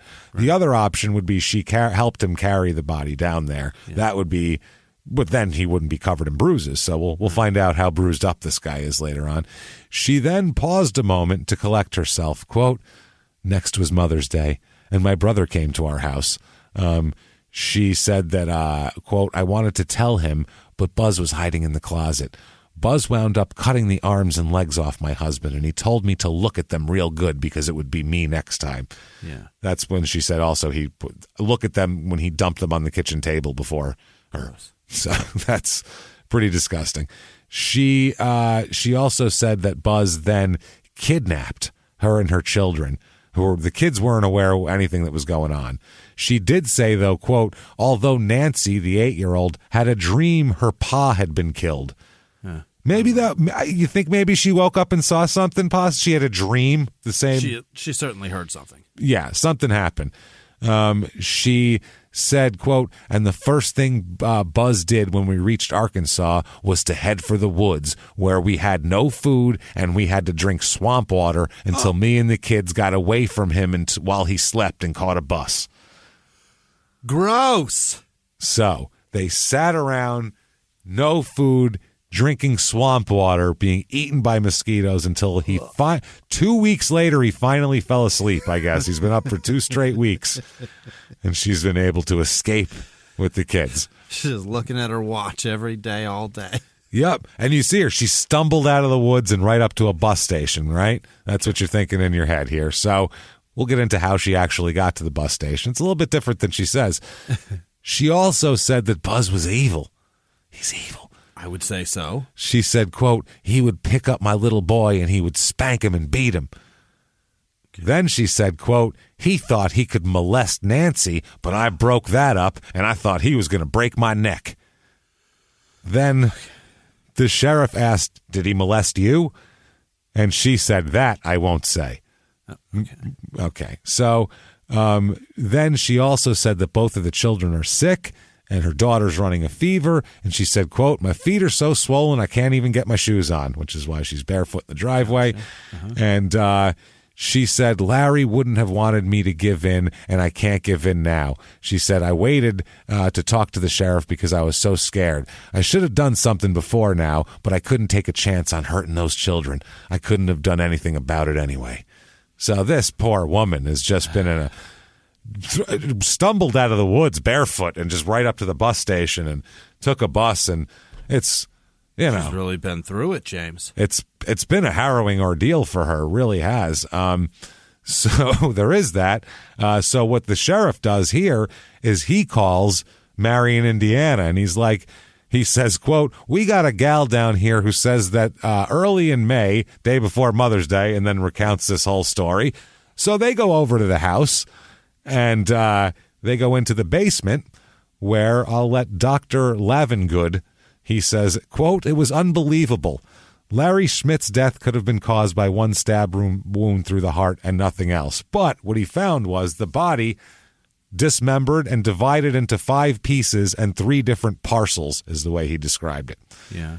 So the person who ended up going in there was the Marion police a couple Marion police officers, the Grant County coroner, Dr. Russell Lavengood, right, and Charlie Brown. Yeah.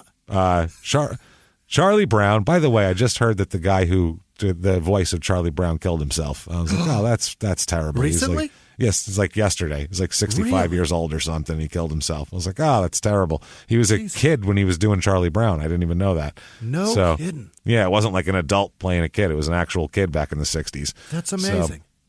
So, anyway, yeah. So the neighbor's name is Charles Brown, and he's a newspaper photographer, and they brought him in too. Let's bring in, can you imagine, let's contaminate the crime scene with a neighbor, just some nosy asshole next door, and second, a newspaper photographer. The only person in town with a camera. Get him here. Because they needed pictures. That's what they said. He had a camera. How about get a fucking camera? I know it's 1966, but you're a Borrow it from him? I don't know. At this point, there's 35,000 people in this town. Get a goddamn camera, police force. What are you fucking kidding me? Kodak hasn't reached Marion yet? Holy shit. So they're all in there. They find Schmidt died from a massive stab wound through the heart.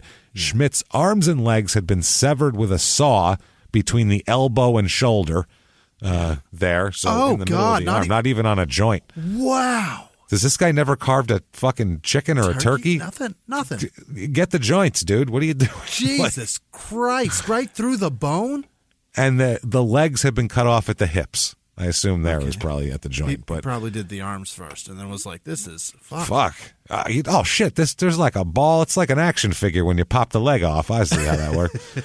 That makes G.I. Joe was so much easier when you pulled that rubber band spot. Jesus, them He-Men, you just popped them off, pop them right back on.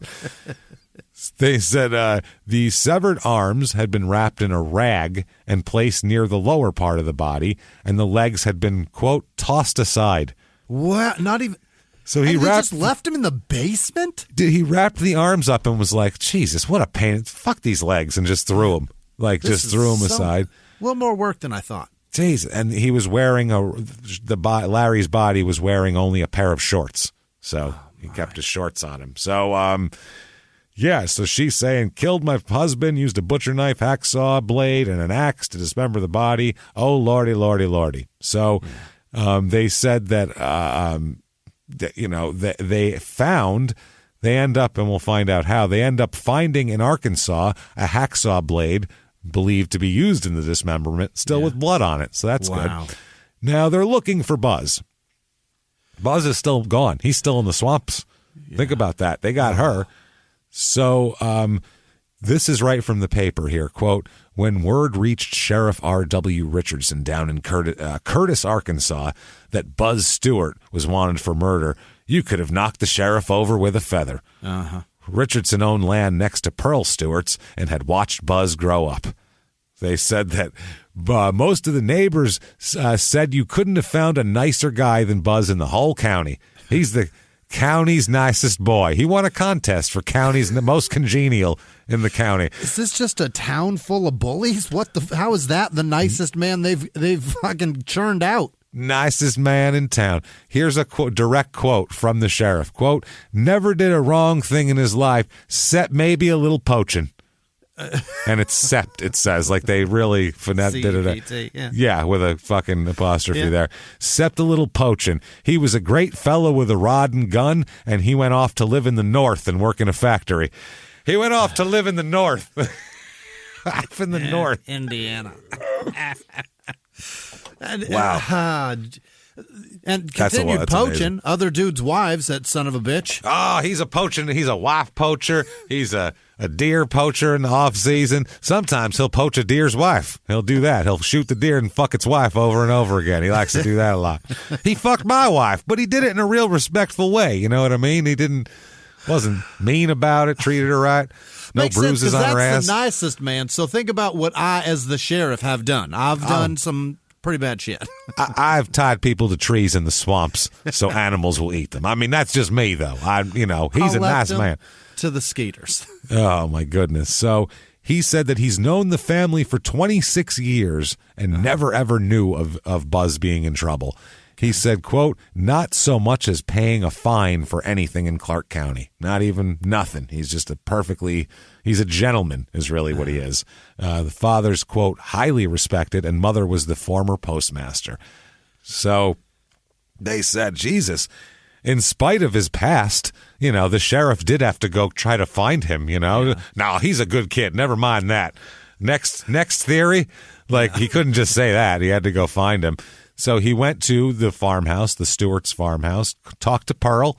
Yeah. And he sees Pearl, and Pearl's there. He's called him, this is, quote, Pappy Stewart wasn't surprised to see the sheriff. Why wasn't he surprised? Why wasn't Pappy surprised? Because he knew that Buzz was in trouble. How did he know? Because fucking Buzz told him. Oh, my. He said he knew it from Christine, his daughter-in-law, who arrived from Marion with all of their children a few days before that. Wow. Before all this happened. He also even knew that Louise was down there as well. Sure. He knew it all. He said, quote, I drove her and the kids to Arkadelphia. I put them on a bus going away from here. Good riddance. And he called her a Jezebel. He called her a Jezebel. Holy shit. He called her a Jezebel. He said, good riddance to that Jezebel.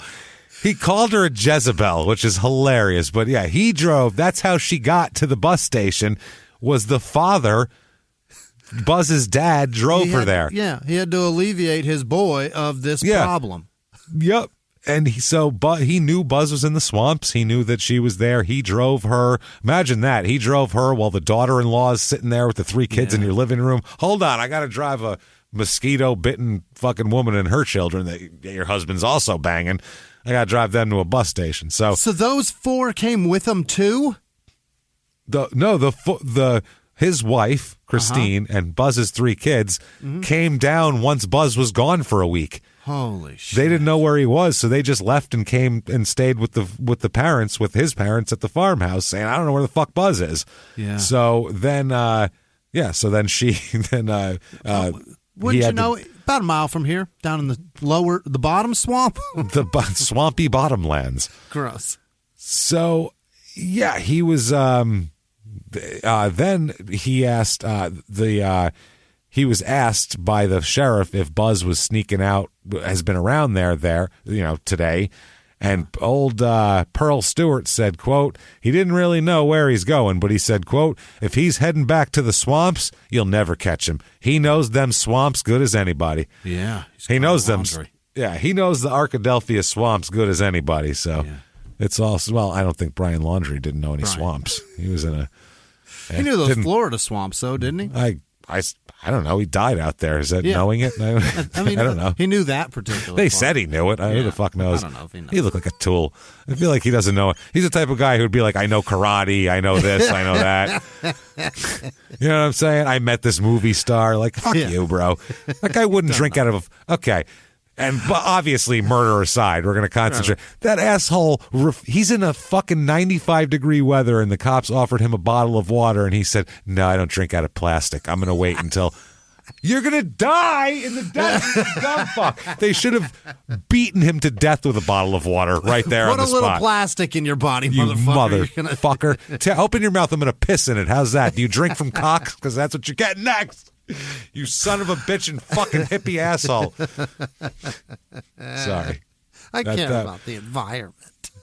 Fine to care about the environment. I won't drink. No, it wasn't an environmental. The plastics to put PCBs and poison in my body. You're going to die from the heat. That's a right now threat, motherfucker. I get you don't like to normally. Yeah. I like those metal bottles and shit too. Those are great. Yeah. But if you're dying in the desert of heat exhaustion and someone goes, return to the environment, bottle of water, fucking drink it, stupid. The heat's going to kill you before whatever's in there, dummy. So, yeah, that was sorry to get off the course here, but I hate that asshole. A couple of swings isn't so bad. Such a fucking tool, man.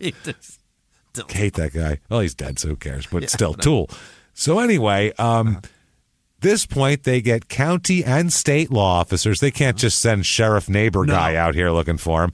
FBI gets involved. Yeah. Police dogs volunteer. They, quote, rounded up a posse, Jimmy. Manhunt, all in the swamps, in the swamplands here. He is reportedly armed with a high-powered rifle with a scope, a hunting knife, and a .45 caliber pistol. Is what they know to have. So he's like, this is bad. It's first blood at this point. He's fucking Rambo out here. Yeah, but now. You've also got the FBI and like all these agencies looking. They are pissed now that you're making them go through the swamp. It's the end of May in Arkansas. And you're traipsing through a fucking swamp. You don't need those weapons to make us want to. Yeah. Every itch, every time you scratch, you're like, I'm going to beat this guy to death when we find him. You know that? I'm going to fucking teabag him for about an hour. Weapons. There's going to be a gunfight. I'm going to be so mad as soon as I see his fucking face. My stinky, sweaty, disgusting, fucking nasty, balmy balls. I'm going to bounce them off his forehead for an hour when we find this fucking guy. Well, you like that? That's what you did. Hundreds of men traipsing through the swamp are thinking that exact same Come on. It's a big teabag line set up for him. Am I going to beat this man's ass? Good God. So, by the way, we find out that earlier in the day, he had come to the house and left like the sheriff thought he did. He left after holding 6 members of his family in the farmhouse because they said, let's just call the cops. And he said no. Pearl, according to Pearl here, the father, he threatened his father and his mother, his wife, his 3 children, and his, quote, invalid sister. A woman?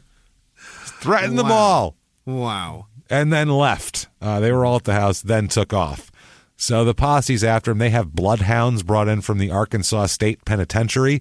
Yeah. The first day of the search, he's seen 3 times. And he gets away. What? They see him fucking lay eyes on him and he gets away 3 times. Yeah. And then the dogs picked up and lost his scent several times because it's the swamps. So he steps in the water, it's gone. He's over here. So they also said they would not disclose any information about the manhunt at the time because it would help him if he had a broadcast. He said, quote, we know he had a radio. He may still have it. We don't want him to know what we're doing. Yeah. Fair enough. So anyway, at this point, they're trying to find him. They can't fucking find him. The story comes out because she's now back home. And, the story comes out that she was in the swamplands and all this type of shit. And everyone's like, oh, my God, what a harrowing tale. So 2 days later, they're looking for him that day. 2 days later, 6:09 p.m., in a pasture 2 miles west of Curtis, Arkansas. Okay. It's the ranch of it's foreman. The foreman of the they're on all these ranches, and the foreman of a ranch saw Stewart and called the cops. He just saw some straggly guy on his property and called the cops. So they started to close in on the area. They used bloodhounds and everything like that to try to do that. They yelled out, quote, we don't want to hurt you. I want to ask you to lay your rifle down. And so this cop actually put his own gun in his car and was like, I don't have a gun on me. You don't have a gun on you. Me and you talk about it and we'll leave. What? Okay. That's a crazy thing to do. So this is when they located him. He said that Stewart then, Buzz, he had all of his weapons and he took his rifle and he leaned it up against a tree. Trust. And just put it there. He just put Stewart, Buzz. He was done. The guy said, put your guns down and come with me. And he went, all right. And he put his rifle down, leaned it on a tree. The cop said, quote, I asked him for his sidearm and he gave it to me. So he just, here you go. Give me your gun. And he was like, okay, here you go. Sorry. Sorry. Y'all, please don't teabag me for like a long time. Just a little bit of teabagging. I heard what happens on these I'm tired too. I regret this. This was a bad idea to run through here. That's no shit. He had broken toes, had infections from tons of bites from all sorts of insects all over him. So he had like all sorts of skin infections. Yeah. He apparently, like, something was wrong with his leg from some kind of exposure, some kind of infection. He suffered, he was in the middle of a bout of bronchitis, and he had his hand bandaged from a broken hand that he got working in the factory before he left. So, by the way, he's OSHA injury he didn't report. It's hard to kill and dismember a guy by yourself with a broken hand, with one of your hands broken. Just saying. You'd have to... Yeah. If you're going to dismember someone, unless you have like a full setup with a vice grip and all this type of shit, someone's got to hold that motherfucker down pretty tight. Yeah. And one hand would be hard. I know you could put your knee on it, but still. He was 235 pounds, by the way, 3 weeks ago when this whole thing started. He's down to 185 pounds. Wow, that's a hell of a diet. Withered, he's completely dehydrated too. If you get him hydrated, it'll probably be 193 just in, I'm not even kidding, in water. Just in liquid, yeah. He's like a boxer who's weighing in before a fight. Right. So they saw, I guess, Stewart and the highway patrolman saw each other almost at the same time. They like made eye contact. Like, oh shit, here we are. He fled and ran almost into the arms of the other guy. He like almost ran into the other guy. Yeah. And the other guy was like, I don't even have my gun. I'm not even going to pull it out. Put your gun down and let's just go. And he said that Stewart said to him, quote, "I'm tired and I'm ready to quit." And he put his rifle against the tree and he said, "Give me your sidearm." And he did. They described him as, quote, wearing a blue cap, dirty blue shirt, a pair of black pants that were muddy and wet, and torn tennis shoes. And he's told them he'd been surviving mostly on cans of pork and beans. Gross. That is rough times, man.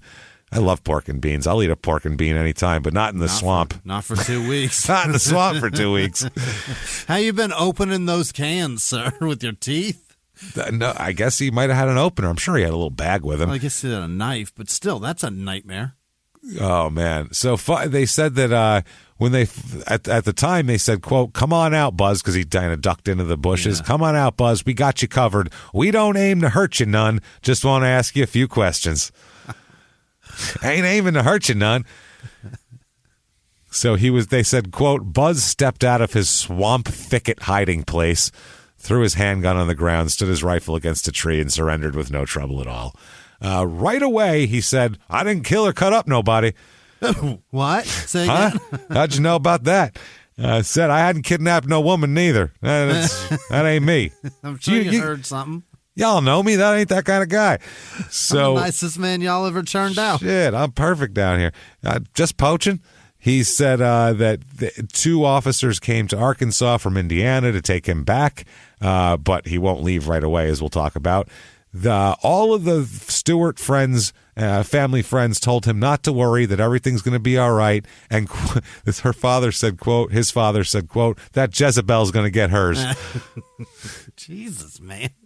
And his father hired him a lawyer, a Travis Mathis of Arkadelphia's finest legal mind here, I'm sure, to look after Buzz's interests, as he put it. So he's even got a pay lawyer, as they say. Yeah. I mean, he isn't even doing, man. He said, "I didn't kill Mrs. Schmidt's husband." He said, "I was in the house when he died, though." They said, "Well, does the widow have anything to do with it?" And you know what his answer was? Hell yes. No. I'm going to give you three guesses. Hell yes, she did it all, or I'm not sure. Possibly. I was close. I'm not sure. You were in the house, bro. Yeah. What do you mean possibly? If you're the only, if there's 3 adults in the house, one of them's dead and butchered, and you didn't do it, what are you going to say? Probably the other person. It was either her or them damn kids. Them damn kids. Those kids are bad. They're bad. I'm not going to lie. They're bad. They don't listen. Get in trouble at school all the time. They could have done this. One needs a beating. I was doling it out. Then he says, quote, "I've lost faith in mankind." That's his quote. Quote, "I've lost faith in mankind. I tried to help a friend and they turn around and stab me in the back." That's what he said. He's like, "I'm just trying to help a lady out. She's just a friend of mine." And then she's saying, "I did everything. This is crazy. This is ridiculous." So, wow. And then he said, quote, "I'm innocent and I don't know how to prove it.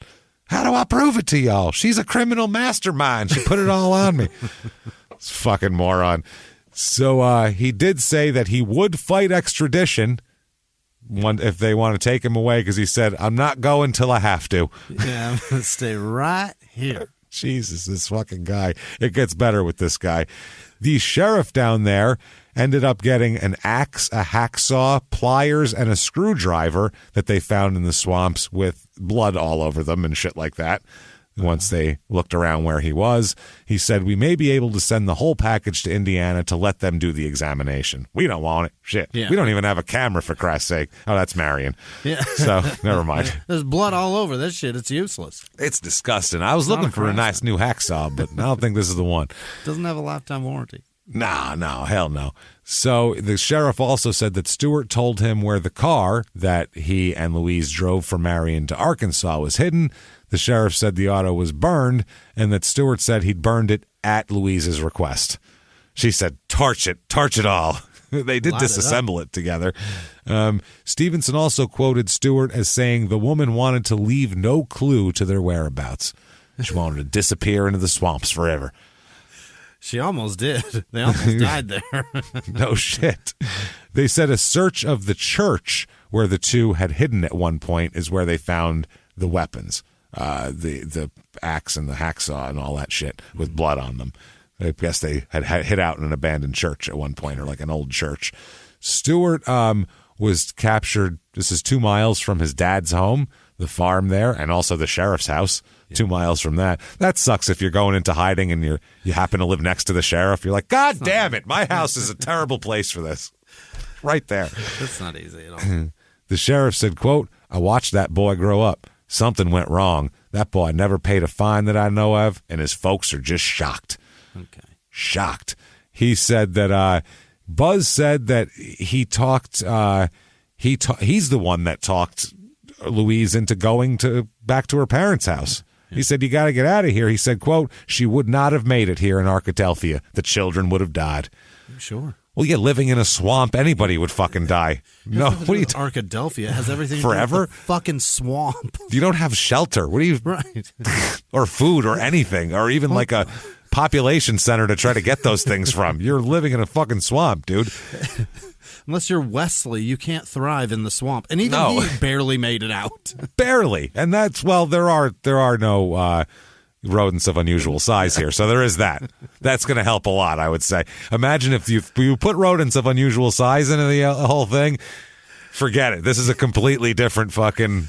In Arkansas, James, there are certainly rodents of unusual size. Probably the same way they pop out of the ground with smoke and shit and try to bite you. Giant rats.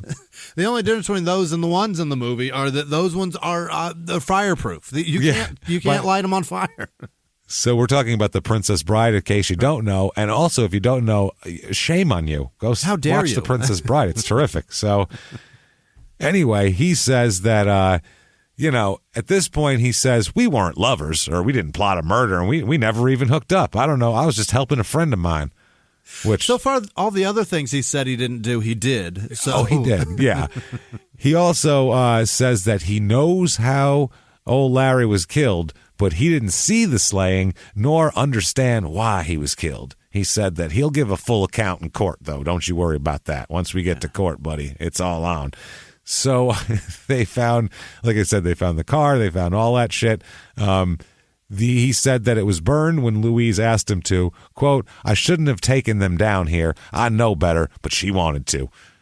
She wanted to. He said he borrowed $45 from his father to send to Louise to get Louise to Marion for the bus tickets. And he said to, quote, give herself up. He said, take this money, go back there and just turn yourself in. You've done a horrible thing. This is terrible. They'll stop looking for me, I'm sure, once that's good. So then, he went to jail, undergoes 4 hours of questioning, does Buzz here, and a polygraph test. Oh. By the way. How'd he do? Well, he passed. Really? The lie detector test was administered by state police in Indianapolis. So this wasn't like 4 guys sitting around going, I don't know how it works. I plugged it in. I turned. Oh, man. Is it? Oh, do we need ink or how's this work now? I don't know how this thing. It's actually, professional police officers are doing this, I assume. They didn't put all the shit on them and then ask him the questions. Yeah. Oh, it says I'm telling the truth. I am a police officer and I am going to administer a lie detector test. That's true. That's all right. That's good. Only one question though. So he said that they said that it, quote, substantiated his story of the slaying of Larry Schmidt. His attorney there said that he did the polygraph test with the police there, and it bore out the story he first told authorities when he was arrested, that Louise had killed her husband. The lawyer said that Buzz did not know the body had been dismembered until the police told him in Arkadelphia, and he passed the polygraph saying that. Okay. He said he didn't know it was dismembered at all. I didn't know fucking shit about that. The police down there said Stewart was, quote, apparently an accessory after the fact of the murder, in that he knew of the murder, helped carry the body to the basement, and aided the woman to escape, but that was his only role. Stewart was, quote, this is what his lawyer says, quote, guilty of acting like a foolish, frightened young man.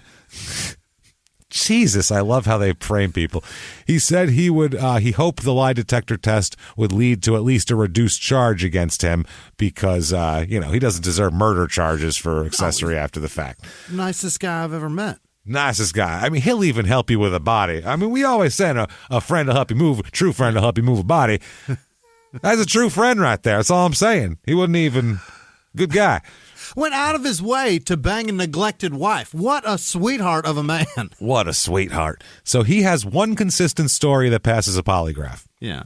There is that. Okay. Now, when she gets back to Marion, she, as you assume, taken right into custody, right? Yeah. No. She's taken to her brother's home for the night to relax and rest up. The police put her? Police put her there, yeah. Wow. She's supposed to just come back to the police station the next day and talk about it a little bit and find out some stuff here. So James, she's been hospitalized. This could give her a nervous breakdown. No fucking shit. So really, she could have a nervous breakdown at any minute, start tearing her hair out. We got to get her to her brother's house. So July 9th, 1967, she actually does have a nervous breakdown during this. Does she? Yeah, she does. July 9th, 1967, this is the story. This is in the newspaper. Quote, this is in every fucking newspaper in America this is in. Quote, the door closed upon the 3 sheet-wrapped packages tossed haphazardly onto the dirt floor of the cellar, and the married mistress of the house rode away with her married lover in the car. Chattering in the back seat were her 2 children by a previous marriage. Was the woman gay and light-hearted at the start of this extramarital honeymoon beside the gaunt, bearded man with whom she had carried on a not-so-secret affair with for more than a year? Were the children giggling over this unexpected trip from their home on East Grand Street in Marion, Indiana, to a swampland near Curtis, Arkansas? The woman has answered no to both questions. The state of Indiana has answered yes. Oh, man. They said next paragraph, and this is a good introduction as any to the case of Edith Louise Schmidt, who will be remembered as either Indiana's most heartless murderess of 1966 or a frightened, misunderstood widow whom society treated all too harshly. Now, the day before, that's later on. The day she gets back, the police are like, she's gonna get questioned. They're pretty sure they're going to arrest her because they know about the lie detector results and all that kind of shit. Instead, though, the newspaper doesn't know that. So the newspaper shows up here. Roll your chair over here. I'll move this over. Look at what they post up here. Oh, my. Picture of her with her 2 kids. 2 kids, yeah. Who's that Quote, lady? I think it's her mom in the background. Quote, their ordeal is over. That's what it says. This is like they were rescued. It's like a fluff piece. Mrs. Louise Schmidt poses with her children, Nancy and Jimmie, before leaving for Marion to help prosecute the man she says killed her husband and held them captive for 2 weeks. Larry Lee Schmidt was found slayed and dismembered in Marion after Mrs. Schmidt escaped from her captor and returned to her parents' home. The murder charge was filed in Marion against Glenn Stewart, believed to be in the Arkadelphia, Arkansas area, where Mrs. Schmidt and her children escaped from Thursday. It is a fascinating thing how they can just make a story so rosy. Yeah. Anything the same, right in the same paper this same day, woman says she and children held captive by killer who dismembered her husband. She's quoted in here as saying, quote, he picked up a butcher knife and walked around the house with it. He had me scared to death before Larry got home. When Larry got there, they went into a bedroom, and I heard some pounding. I heard my husband shout, Lou, call the doctor. And I ran to the bedroom, but the man knocked me back. Now he's not even Buzz. He's the man. Right. The man. Yeah. Some guy. Yeah, and then it was Larry who bled to death and all that sort of thing. And she said that, talked about the parts of him, on the table and all that shit. She told the press all of that stuff. Wow. And, it makes sense. So, Buzz's daddy here, Pearl Stewart, he says that he told the cops initially about seeing, quote, that woman and her kids out there in the woods. God, he hates her. Hates her. Jesus Christ. He told the police, quote, that woman could have escaped had she wanted to while Buzz was visiting his daddy. He's like, he came and visited me all the time. She could have escaped anytime she wanted to. Couldn't take her in, because his wife and kids were also fucking there. Would have been a little weird. He said that I'm the one who drove her to the goddamn fucking thing. She could have left anytime she wanted. Buzz knew she was going with me. That was Buzz said, hey, take her to the bus station. What are you talking about? So what they do is they arrest Louise. Okay. They arrest her. Why is she arrested, you may ask? I mean, her story is as believable as anybody's, right? It's as believable as his. It is. The problem is he only has one story. She has 4 when she sits down with the cops. This is the thing. When you sit down on a murder interrogation, you need to have a consistency. Whatever that fucking story is, whether it's whatever it is, you can't say the same one over and over and over. Yeah. You can't go, yeah, no, maybe I did that. Well, now it's all start from the beginning again. It's all over. So she has 4. The Grant County prosecutor here was talking about all this. She comes in. She's taken to an interrogation room. It's 8x12, has a wooden table, 2 or 3 folding chairs. The room has a recorder in another room with a mic. The room's mic. The recorder's in another room, so they could tape conversations, which is actually pretty forward for 1966. We do cases in the 90s where they didn't record this shit yet. Right. Well, they had somebody writing. Yeah, that's really what it is. So he told her that she might be a suspect and read her rights, because if you are a suspect, you have to be read your rights, not if you're not just a witness. So right away, she knows she's not a witness. She knows she might be a suspect.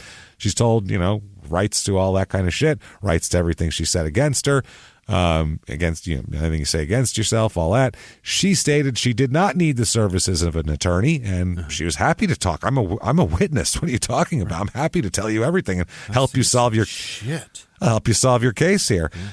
So the chief of police started the recording equipment about 2 p.m., and they sent for the prosecutor, who came in the interrogation room with his secretary, I guess, to write it down or whatever the fuck. And they asked her if she would give a typed statement. She told him she would. Will you dictate a statement? So the statement was typed, and the prosecutor said that they had numerous questions.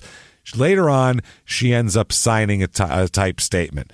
Now, 4 tapes were taken during the interview. So, one time she didn't know they were tape recording her. Uh-huh. Okay. Then, apparently, she changed her story. The fight of it was over a debt, that was her second or third story. Oh. She said they were mad, something was going on, whatever. And then finally she said, okay, yes, I did have an affair with Buzz. I had an affair, but the killing was over $50. Not over the fact that I was fucking him and then he was mad, not over any of that. It's obviously $50. He owes him a lot of money. Yeah, that's what it is. She also said that Buzz had planned Larry's murder several days before it happened. Remember, they went she said she even accompanied him to the store where they bought dismemberment tools 2 days before this even happened. She said, though, she knew about it. This is her third story. She's like, I knew about it. He was talking about it, and first I didn't think it was going to happen.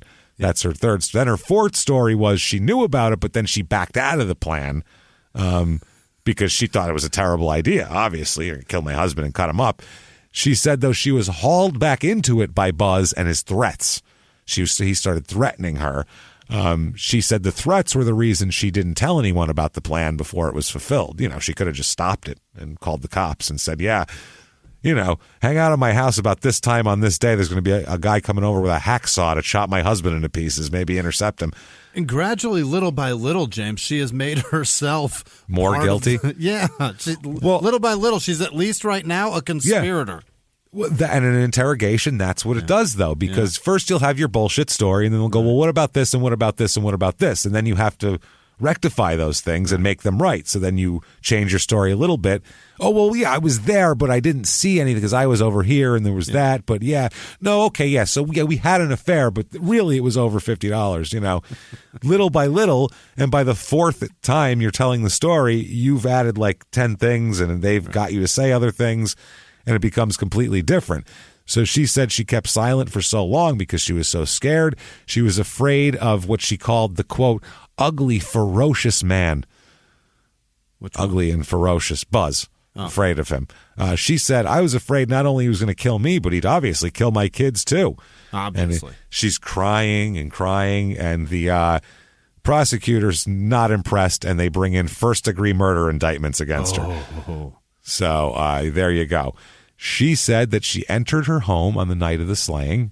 She said, quote, "We ran him off the day before this happened, but he came back that night." And then he talked about scared me to death and all that. Lou, get the doctor. She said he just tumbled into the basement. The chief of police in Marion said that she's going to be charged with murder because she's changed her statement. That's why. And her attorney says that she did not sign a statement, even though that she says he did. It's a weird thing. So Louise's lawyer, Patrick N. Ryan, appointed by the court, she's got a public defender. Yeah. Keep that in mind too. Pay lawyer, she's got a public defender.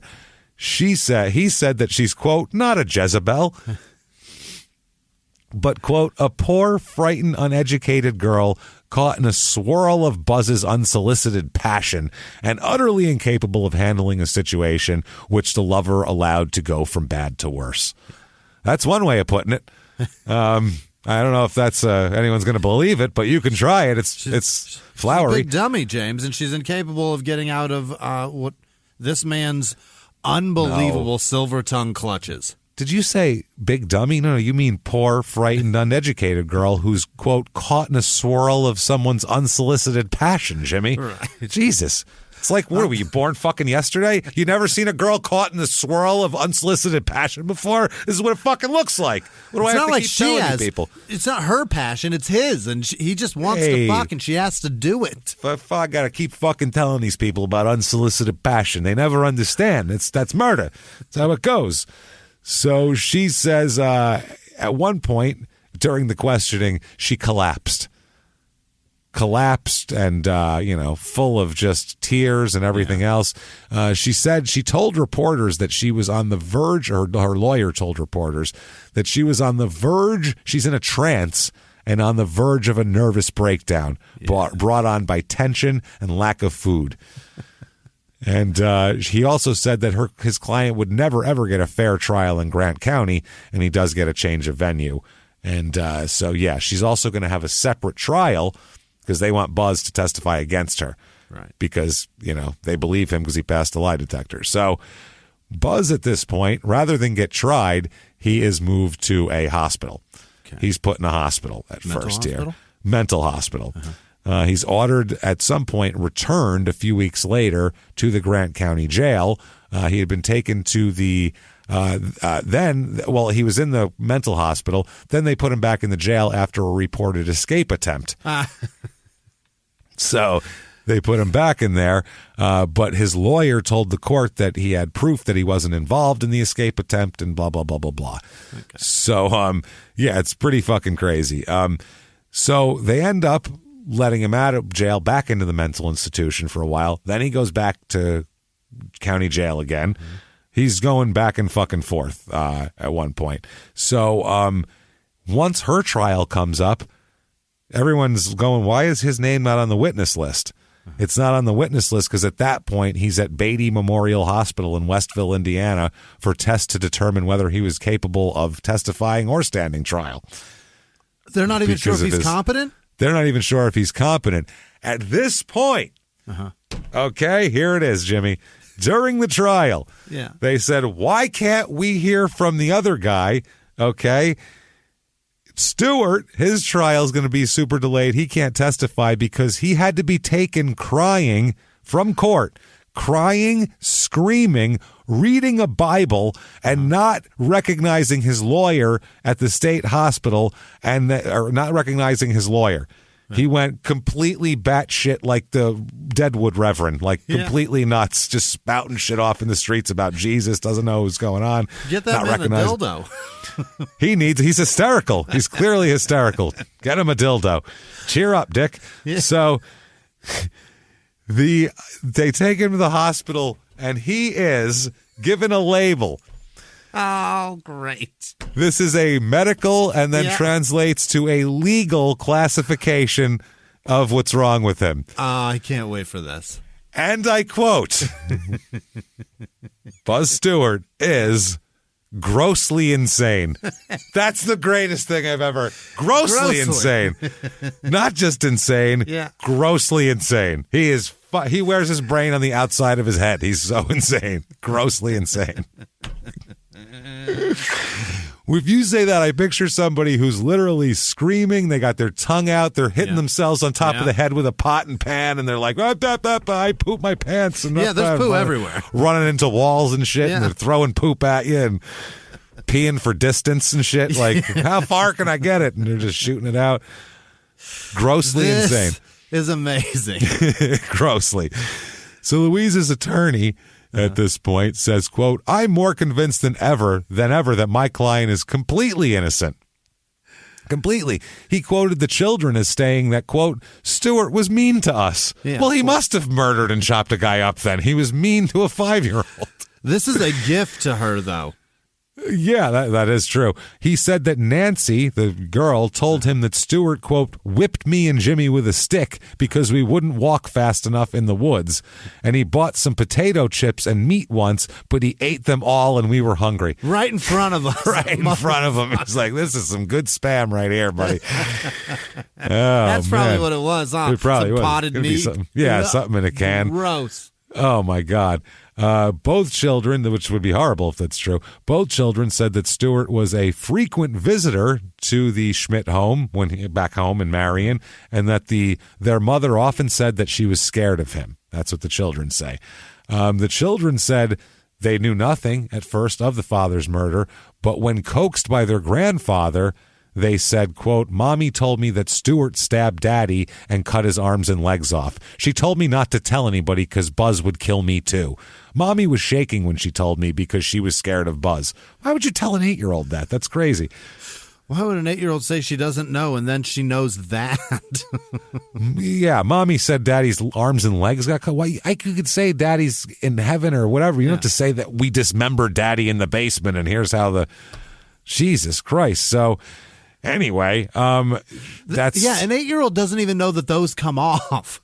No, that's what I mean. You cut them off. How'd you do that?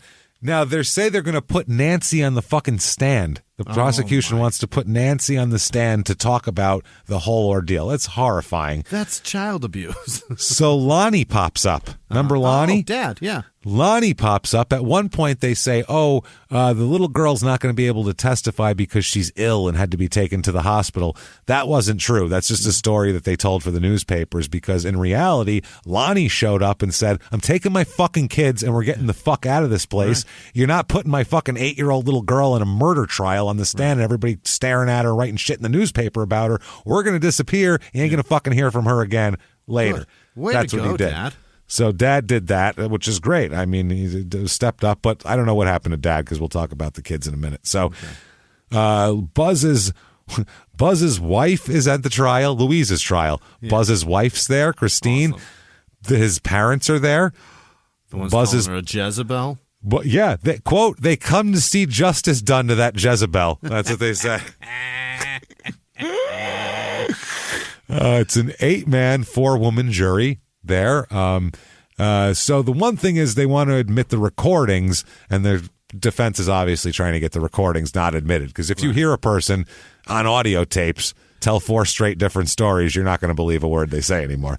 Pretty easy to discount anything she says. Yeah. In the newspaper, I love how they described this. Quote, in a drawl so thick you could cut it with a knife, Sheriff Cummings told how he first came to listen to Schmidt's complaint. That's amazing. So the judge ends up admitting tape recordings from Sparta that she made telling about all this. They said they were wondering if her civil rights had been invaded and had she known the tapes were being made, and if not, could they be submitted as evidence? They said that she had been informed of her rights before her statements, but they didn't know it was being taped until the cops said we didn't know it was being taped until we took a break and went and got coffee and saw the recorder was running in the next room. So then they said they re-informed her of her rights and told her that there was a tape recorder and redid the whole thing. And then she came back with a different story then. It's been recorded now? Take 2. Take 2. And then she told 3 more different stories. Right. Another thing here is pictures. The pictures taken, because they're taken by a neighbor photographer and not a crime scene person, right. They're saying whether they're relevant or not. But I mean, in My Cousin Vinny, Mona Lisa Vito took the picture of the tire track. Good point. All he did was go over and go, can we agree on this picture of the tire track? And the prosecutor said, okay. And he said, I'm submitted as evidence. It's in. This is not happening. So They should have had Mona Lisa Vito there. Anyway, her attorney argued that the pictures were inflammatory. 9 were admitted. 1 showed the torso with a stab wound in the chest.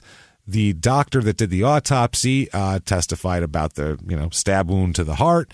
And he also said, and this is very important, Schmidt had no bruises on his back, no bruises on his ribs, no bruises on his midsection, no kicks, no tumbles down basement steps, right? No kicking in the back because she said because they said his toes were broken, buzzes, and she said that's from kicking him in the back so hard. Yeah. And causing no bruises whatsoever, no marks, no contusions. Tore his tennis shoes kicking him. Right through there. So anyway, no back bruises. And in every story she told, the one consistent thing was that Stewart was repeatedly kicking him in the back until he stopped moving and then tumbled him down the stairs, which would cause more bruising all over the place.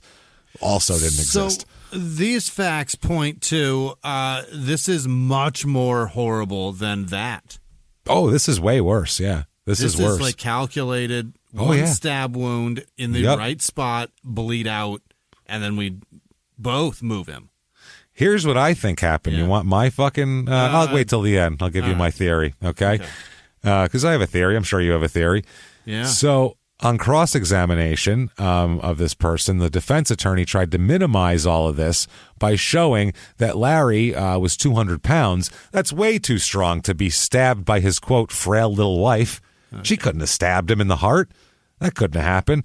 The doctor completely disagreed. Doctor said, "Oh no, yeah, anybody could stab anybody in the heart. I mean, she weighs like 120 pounds. She could definitely get a knife in somebody. It's pretty easy, not hard." They also said the defense attorney also said that he intended to call the daughter, and that's when that didn't happen here.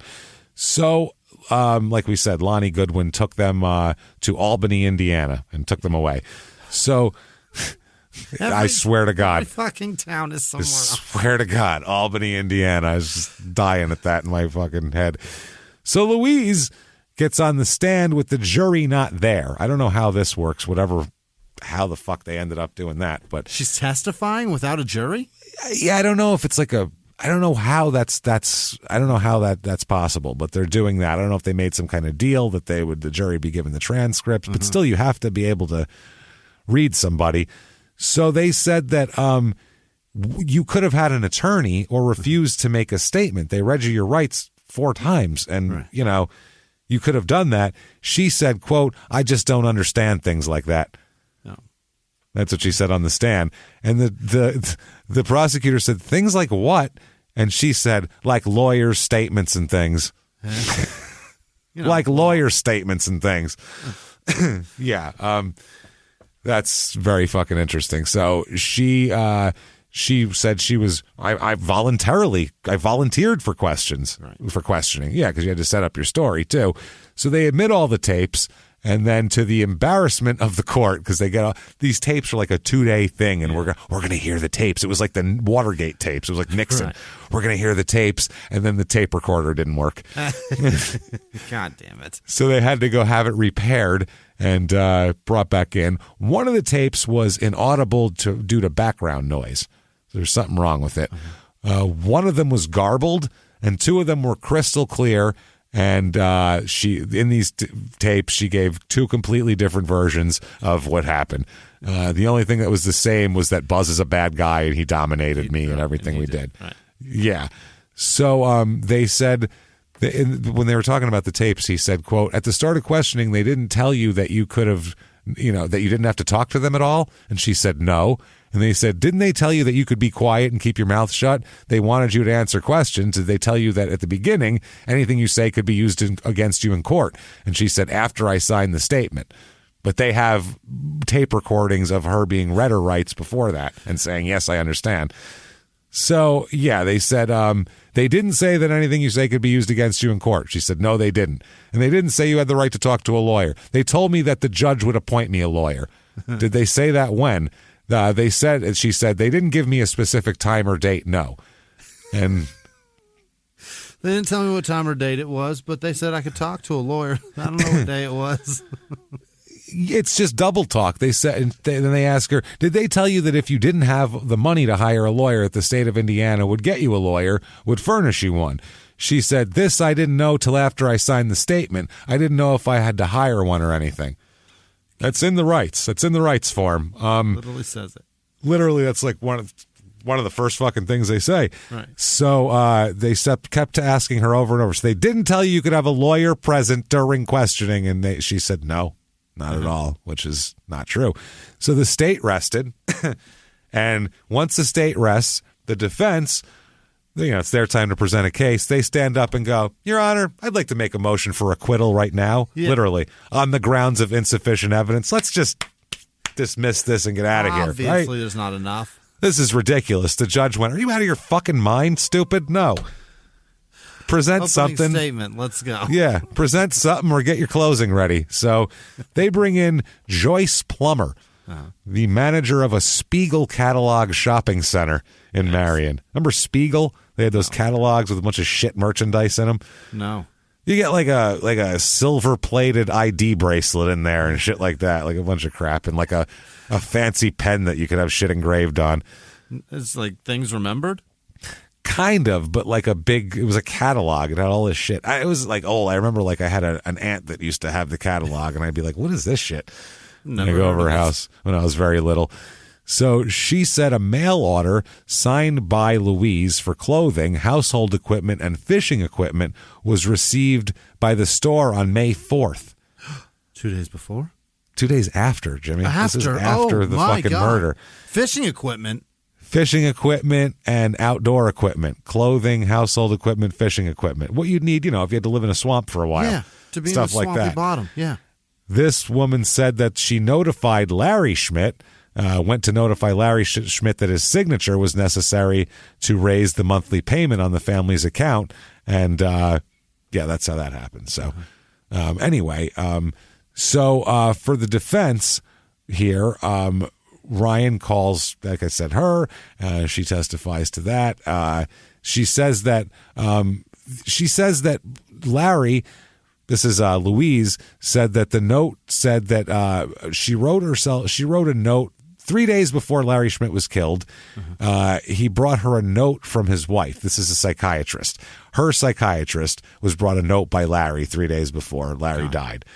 On the note, she had written it. It said that she needed to talk to someone, that she was living on tranquilizers, and that she was being pressured on all sides. So the prosecution objected, saying this note has you can't attribute it to a source. It's just a fucking note, but it is admitted anyway. So the defense rests, and they think the note was really the thing that's going to hammer it home, that she was sad, and that'll do it. So the prosecutor here said he didn't think it was that big of a deal, whatever. Closing arguments come around, all right?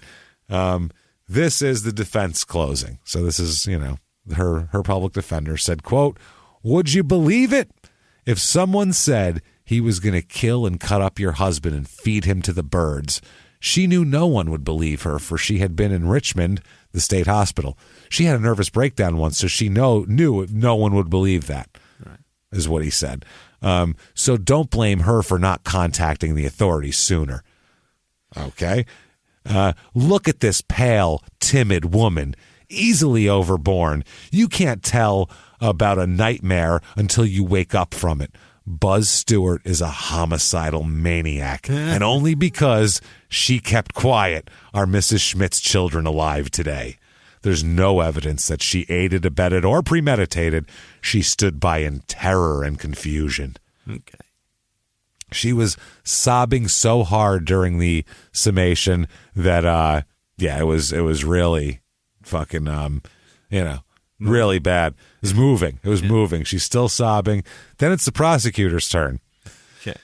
His opening is, quote, it's hard to believe we're talking about the same woman.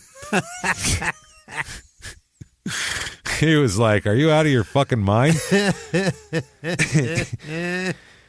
Prosecutor says that Larry was killed because he was in the way and that his wife, quote, set him up for the kill. She promised him a good dinner that night. That was another part of it, too. She promised him, come home tonight after work. I'll have a nice dinner ready for you. And there was no dinner ready for you. So that was a big thing because he had told someone at work, my wife's cooking a good dinner tonight. She told me, can't wait to get home. It's a surprise. Yeah, and he came home to the guy who's fucking his wife being there. So, the night he's sure he'd be home. Her lies have to be explained. Then he said that her statements contained discrepancies, which he said were, quote, hardly the frank statements of the innocent. And he said, always in this kind of a situation, always what she said. Oh, she set this man up and set him up for the kill. Again, that's how he closed it. So goes to the jury here. 8 men, 4 women. They deliberate for 5.5 hours. That's good. So we don't hear from Buzz at all. We don't hear from the kids. The kids don't need to be heard from. Thank other God. than because it would just be Mom told me this. Okay, well that's hearsay. Putting them through, and yes. they're gonna have to hear so much awful shit. Did you know this about your father? And they're gonna have to ask gross questions. Did you see blood? Did you see whatever?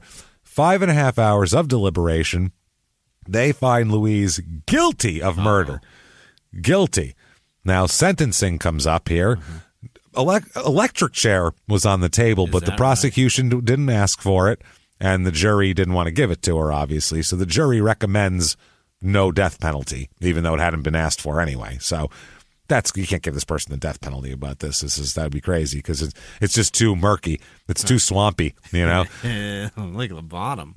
But they do sentence her. You, ma'am, may fuck off life with parole. With parole. Is that right? So still a long time, though. Now, Louise said, quote, I don't think it should have come out this way. She said, I'm sure they're then they asked her about the fact that she had gotten 21 carnations sent anonymously to her. And she said, quote, I'm sure they're from Glenn. 21? 21. I don't know what the relevancy of that is or whatever. And the worst flower on earth. Yeah. So 1968, Buzz is supposed to go to court. He is again found grossly insane. Not just insane. Grossly insane. His mind is just awful. It's gross in there. Yeah. It's disgusting. He's committed to Beatty Hospital, and he finally, in July of 1969, so years later, they finally get him in court. He is charged with being an accessory after the fact of manslaughter. That's his charge. They believe him. They believe his lie detector, that he passed his lie detector. They believe him. They believe that he didn't know the whole time and that she did all that shit without him knowing. And then he said, oh, shit, I'll help you. Let's fucking, we'll get rid of this. We'll wrap this shit up and we'll take off to Arkansas and live in the fucking swamp. They believe that. I don't believe that. No. But they believe that. I think he's a bully. He sounds like an adult bully. So this, he comes up. The jury on this deliberates for 9 hours, longer than on her case. 9 hours. And they find him guilty there. Now, he was also charged with first-degree murder, but there was an accessory charge that was an option that the jury could take. They found him not guilty of first-degree murder, but instead guilty of the lesser charge. He is sentenced to, you, sir, you, Buzz, may fuck off to prison and beyond 16 with you. 2 to 21 years. That's a hell of a window. That's a big stretch. I don't know. That's a wide open window here. The judge said that the judge here said that if asked, he would recommend parole in 1.5 years for Stewart. Oh, my God. That's his thing that he's doing here. He's served that, though, hasn't he, with time served? Probably in institutions and everything like that. So, yeah, he had pleaded not guilty by reason of insanity and had spent the last 3 years in a mental institution. Yeah. I don't know if that counts as time served or not. Probably not, honestly. Maybe not. So 1971, Louise is in prison trying to get a new trial. Yeah. And this is a big interview with her. She says, well, I've never given up. That's why I've worked so hard to keep myself up, because I've never given up. I hope to live a better life than I had before, and I hope to make it count where I didn't before. They describe her as, quote, now today 25 pounds heavier with a new hairstyle. Mrs. Schmidt was described by one of the prison people as, quote, a completely different girl. Yeah. She said she's changed in many ways. She said, I was in prison for several months, and I guess I just couldn't accept the fact that of being in prison. Everything was different, and I had a lot of things to cope with that I couldn't. So I went to Richmond State Mental Hospital because she had a nervous breakdown in prison. She said that no specific problems that she could think of, but she said it's just the fact of being confined with liberties limited to just certain things. It's prison. Yeah, that sucks. She said she did adjust, and that's so much so that she was granted residence in the Honor Cottage. The Honor Cottage, reserved for inmates with a perfect record of behavior. She said she's continuing her education, along with numerous other voluntary activities outside of her prison work schedule, too. She said, I've worked as a cook and also in the sewing room, and I went to school, and I finished my my schooling there.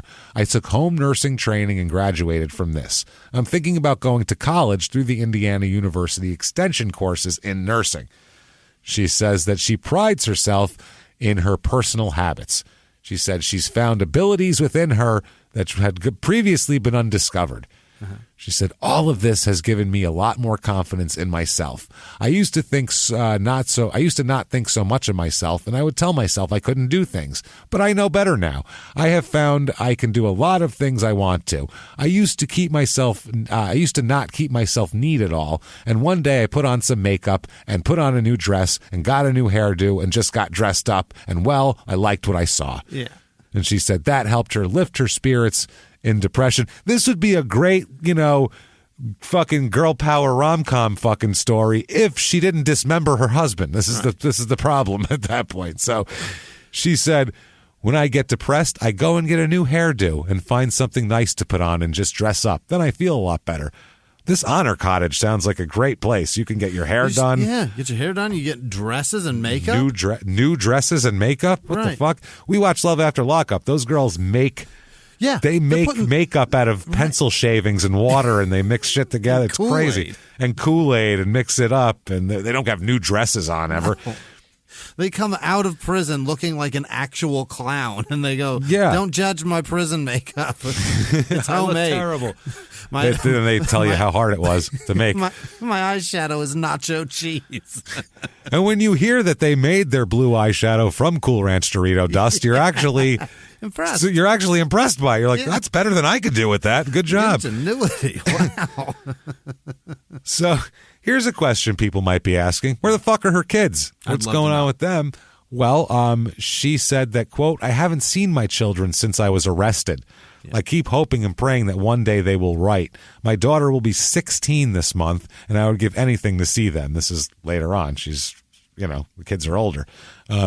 She said, I keep hoping and praying that one day they will write. And then she says, they're in an orphanage in Tennessee. Why? That's where they are. An orphanage. I don't know. Lonnie gave up? I don't know if Lonnie died. Lonnie gave up. I'm not sure. She said, to help get my mind off them, I write a lot of poetry and songs. I also make things and would sit and think to get some new ideas and would try them out. But all of my thoughts are on my children, really. They're what my thoughts are about. It's pretty hard to explain to a child what prison is like and why everything went the way it did. I never had a chance to explain to them, and getting used to being around children and being free is going to be something I'm going to cope with for a while because I've had to depend on myself all these years for everything. I've got to make things work out. It's not going to be easy to accept responsibility again, but I'm willing to try, and I'm willing to work hard for it. Now, she is trying for a new trial, okay? It's based on the belief that she shouldn't be serving a bigger sentence than Glenn Everett Stewart was given because he was also charged in the case. That just happens. People get different sentences. Yeah, I mean, but he wasn't charged with the same thing. Well, he was charged with murder, but the jury picked a lesser charge. The same thing, right? Yeah, should she be successful, she could be set free because the 4+ years she spent serving her original sentence would count toward the 2 to 21 year reduced sentence. Sure. And otherwise, she faces 14 more years before she becomes eligible for parole. December 71, she gets this new trial. here, and the Indiana Supreme Court ordered that the life term she got be reduced to a manslaughter term on the grounds that her accomplice in the slaying was sentenced only for manslaughter. It was a 3-2 ruling, by the way. That's fucked. Fucking close. They said that the majority opinion written by this justice here, he says that it held a legally contradictory situation exists as a result of greater punishment against the accused accessory. We therefore hold that since there has been a determination on the merits of the degree of guilt of both the accessory and the principal to this crime, and since they are contradictory, the petitioner is entitled to have her conviction and sentence reduced accordingly to conform to that principle. The trial court was directed to enter a finding of guilty of manslaughter with a sentence of 2 to 21 years. What? And so the dissenting opinion said, when one examines the total picture presented by the trial of Edith Louise Smith and the separate trial of Glenn Everett Stewart, he comes to the following inescapable conclusion. Mrs. Schmidt's husband was murdered. Both Mrs. Schmidt and Stewart were involved in that murder and no one else. Both were tried for first-degree murder. Mrs. Schmidt was convicted of first-degree murder and Stewart was convicted of being an accessory after the fact. There's nothing about the verdict of that jury that would be contradictory to believing that it was Mrs. Schmidt who, in fact, did the killing and that Stewart only aided her after the fact. So, yeah, they didn't charge him with less. Right. They charged them both the same. The jury found them less. So how do you appeal something on what the jury's decision was? Not what it's one thing that the legal system fucked you over. Yeah, that completely fucks a prosecutor in that that's not his fault. Or you're saying fault. The jury, it's crazy. So during all this, by the way, during her retrial, Glenn Stewart, who is in jail, by the way, remember a year and a half recommended for him? During this, he escapes from prison near her trial. Oh, my God. She said she's terrified and all this. She fucking broke out of prison, which Don't is worry. more. You're in prison. You're safe. You're going to get more, during her trial while she was out at court. Yeah. So he's not going to show up at court if he broke out of prison, probably. No. But, dude, that's fucking. You get more time for that than what he would have been doing anyway. Right. That's wild. You're going to get 5 years, bud. 1973, she's still in prison, by the way. Well, she finally gets out of prison here, or she's about to get out of prison. She said she's anticipating life on the outside. She says the prison experience has been a good thing for her. It's been a good thing. She's very thankful to her lawyer for getting the charge reduced. And they're talking about all these shit. She said, I was to a point where I was really looking forward to getting out, and I've been very disappointed with the delay. She said that she's a better person for her imprisonment. She said, I've learned that there are good people in the world, and I've learned to trust God. The whole experience has been good for me. I finished high school in women's prison in Indianapolis, and I'm taking nursing courses too. She says that this is wild. Nursing, as if fuck that. I don't want a murderous woman like her to be my nurse. You're gonna cut me in pieces. She says that she, quote, holds no grudges against nobody. Okay. Well, if what you said actually happened, you probably should have a huge grudge against Buzz Stewart for killing your husband and causing this whole fucking problem. But she said her son, who's 15 at the time, lives in a children's institution. And she's been exchanging letters with him, though. Oh, poor bastard. Her daughter, Nancy, is married and living in New York at 16. Unbelievable. Married in New York at 16. I'm getting the fuck away from this fucking hillbilly shit show, is what she said. Maybe, or she just, I don't know, kidnapped. moved away. Who knows? 16. I feel awful for those kids. They went through. Yeah. That's a fuck, man. They had to live in a swamp. Their stepfather got butchered in their house. They didn't know what was going on. They're dragged out of there in a car with the weirdo from the apartment complex. That's how you end up married at 16 in It's New York. A lot. Yeah. It's just a lot.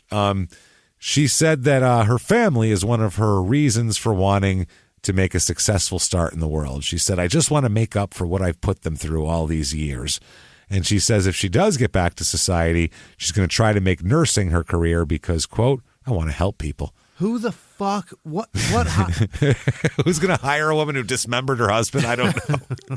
That's a tough one. Medical field? That's a tough one. In a place where you've got to take a vow to do no harm? Are you out of your fucking mind? Certain amount of trust you have to give. If I'm not feeling great and she walks in the room, I might go, I might give you a little, you're going to hear my monitor go beep, beep, beep, beep, beep, beep, real quick. Like, it's going to go fast. She said that it's just hazy memories the past now. She said, quote, I'm going to forget all of that. I don't understand it. I didn't realize I was getting mixed up with the wrong people. I was young and mixed up and stupid. You were in your 30s. Yeah, she was 26 at the time. Okay. That's not that young. Back then, that's not young at all. Yeah, she had 2 kids, been married. She was on her second marriage, for Christ's sake. She said, quote, he threatened to kill me. In fact, he beat my head in with a gun butt and gave me a concussion. When we were in jail in Marion, he'd send me notes threatening to kill me. And when he escaped from Michigan City in 1971, I was frantic. I hope she turned those over to the proper authorities. I was just going to say, you turn those over, he'll get in more trouble. Yeah. She says now the fear and anxiety are gone. She's expressed confidence that she's going to be a free woman in several months. And in the meantime, she's as free as a prisoner can be because she's in the like kind of a halfway house thing. She's helping the sheriff's wife with house chores. That's her job right now. She's a maid for the sheriff. She spends her days at the sheriff's house. Wow. Which is right by the jail, helping the wife. She's the husband's sheriff's housekeeper at this point. She said, I've had just beautiful treatment in here. Everyone is so nice and they treat me like a human being in prison. She's not required to wear prison garb, and she's allowed to make her way around the jail property without close supervision. She's just like the den mother here. Murder. Convicted of murder. First fucking degree murder. No prison uniform for that person. Nope, just walking around. She attributes her peace of mind to her newfound religion. She said, in her words, she's, quote, into everything religious. And in state prison, she spent much of her time with the prison choir. She said, I've got self-respect now because of my faith in God. It's helped keep me going, and I'm going to keep going. I'm going to hold my head up and go on. So she gets out of prison, holds her head up, and goes on. Yeah. She disappears. Nobody bothers her. I don't see anything in the media about her. There's not like a where are they now. I looked for because she'd have been in her 80s now. Yeah. So I looked for an obituary for her. I couldn't find anything, but she could have gotten married. It's 50 years. She could have had 4 more last names by then. Right. So we have no fucking clue what she would go under, whether she's alive or not. But she would be pretty goddamn old here. She'd be in her 80s. Yeah. She'd be, almost 80 at this point. Jeez, 82 she'd be right now. And Glenn, he lives for a while. Then in 2015, from his obituary, Glenn dies at the age of 79 at his home in Arkadelphia. Yeah, he didn't leave. Never left, in Curtis by Arkadelphia.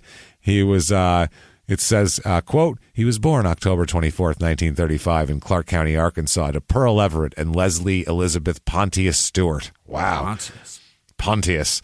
Buzz was an auto mechanic and worked in the Wauchika Baptist University.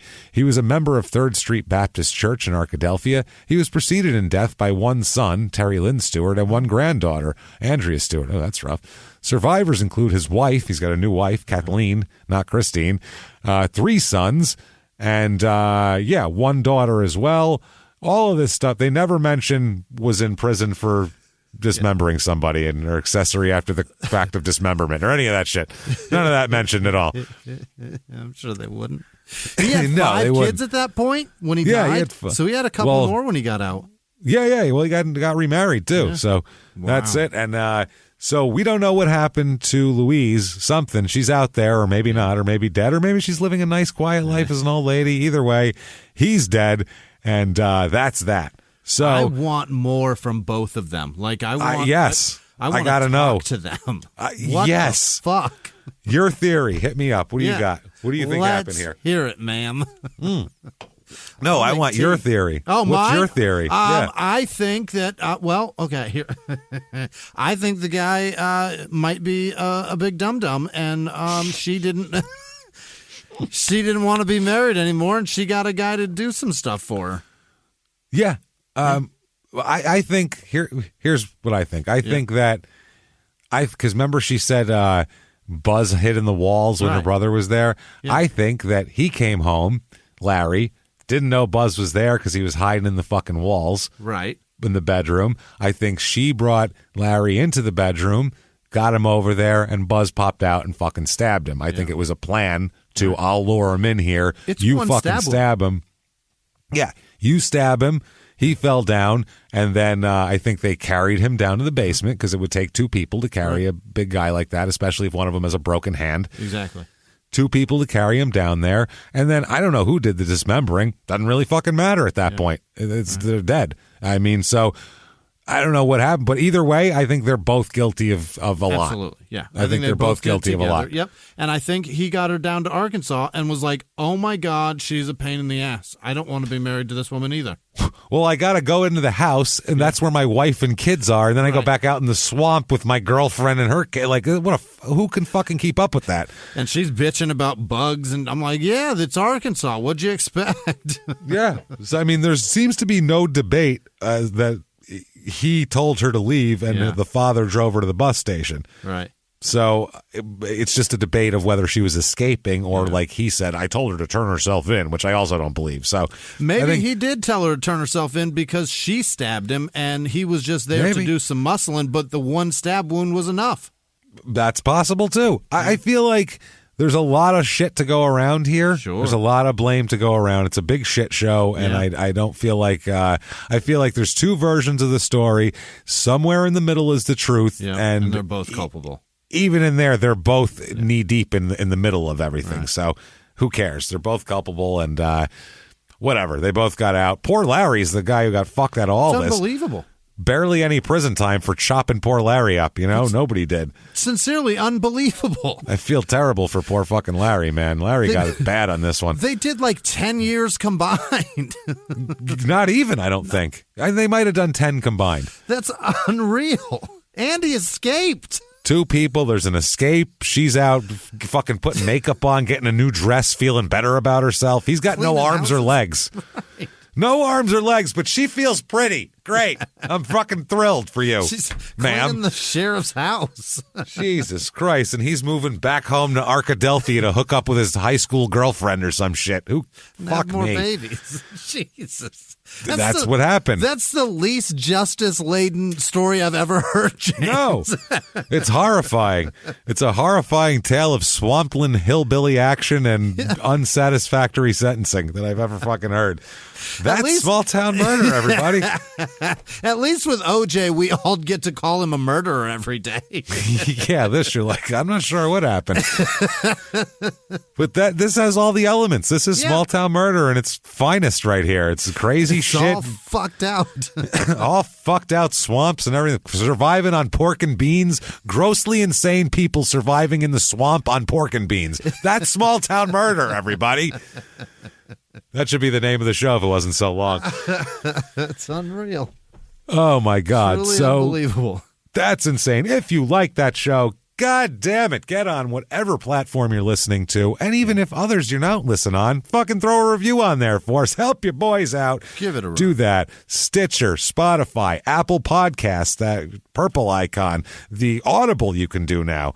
All of it. Get on there. Give us a damn review. It helps a lot. Also, follow us on social media. We're at Murder Small on Twitter. We are at Small Town Pod on Facebook. Right. At Small Town Murder on Instagram. Get everything up to date. Know when stuff comes out. And, know when there's anything. New merch, new stuff, updates on touring, maybe just some funny bullshit. Who knows? Check it all out there. You can also find us through our email, which is crimeandsports@gmail.com. Mm-hmm. Now, we're going to do something different, too. I've opened up, Sarah popped open. I don't know if, I don't want to mention anybody, but we hired somebody to help me a little bit with doing some information gathering and shit because it's just overwhelming. So I need someone to be like, well, here's some of these facts, and then I can help with that, whatever. So we have a email address, research at shutupandgivememurder.com. Yes. So if you have suggestions for cases, send them there so we can compile them. Because right now, I love getting them. Yeah. But right now, I get like some tweeted at me. There's some on Facebook. I have fucking Instagram messages. I have like emails on mine, emails on the sites, emails on the page. I can't. My inbox. I tried to email James, but it won't let me. I can't. I can't. That's send it to the show. I don't know. But I can't. There's no way to collate all of that shit. So I want the suggestions because there's some really good ones in there. It's we're going to keep them all together in one place. Research at shutupandgivememurder.com. Perfect. Send them all there. That said, also, shutupandgivememurder.com is where you go for everything. Yeah. You can find that. You can find information on the show, on us, on touring stuff, and especially merchandise too, but especially tickets to live shows, including February the 10th, Jimmy. I am excited for what this. What happens that day? Virtual live show, live from the Crime and Sports studio. We are going to be in there. We're going to put out, it's not a crime and sports episode, though, a small town murder episode. Lots of visuals, lots of jokes. We're going to be stoned and drinking beer and having a good old fucking time and laughing our asses off. And it's a party. It really is. If you want to have a good time, do that. It's Thursday, February 10th, and it's available for 72 hours after that to either order or to rewatch or do whatever the hell you want. So, if you were too shit-faced the first time and you're like, I don't even remember what happened in that story. Get the facts the second time, get the fun the first time. Absolutely. Do that and check us out. Patreon.com/crime and sports is where you get all the bonus stuff. And boy, do we have a shitload of awesome bonus stuff. Yeah. Huge back catalog. And you are going to get access to it all. If you're anybody $5 or above, you get access to everything we put out, everything we've ever put out. You're going to get Crime and Sports and Small Town Murders bonus episodes. Right. Crime and Sports this week. Very interesting, actually. It's a lot of kind of crazy fun. It's grossly insane. We're going to talk about on-field incidents that spurred off-field arrests. So it's weird. If you beat someone half to death with a hockey stick, not in the course of the game, they'll arrest you while you're wearing ice skates. They'll take you right off the ice. It's crazy. So how far do you have to go in sports to where it goes from penalties and suspensions to the police are involved now? We'll find out on Crime and Sports' bonus this week. And then for Small Town Murders, we talked about a little more about the Tony Alamo cult. It's Alamo, James. It's Alamo, sorry. This guy, do you know why it was Alamo? Because he thought it sounded more Italian, this asshole. It's insane because his name was Hoffman originally. Anyway, he tried to be a guru, church leader, cult leader, did a lot of disgusting illegal things and made cult slave labor force them into making highly fashionable, highly desirable, very expensive jackets that sold at like on Melrose Avenue and shit and boutiques in Beverly Hills. The most expensive, hideous jacket you've ever seen.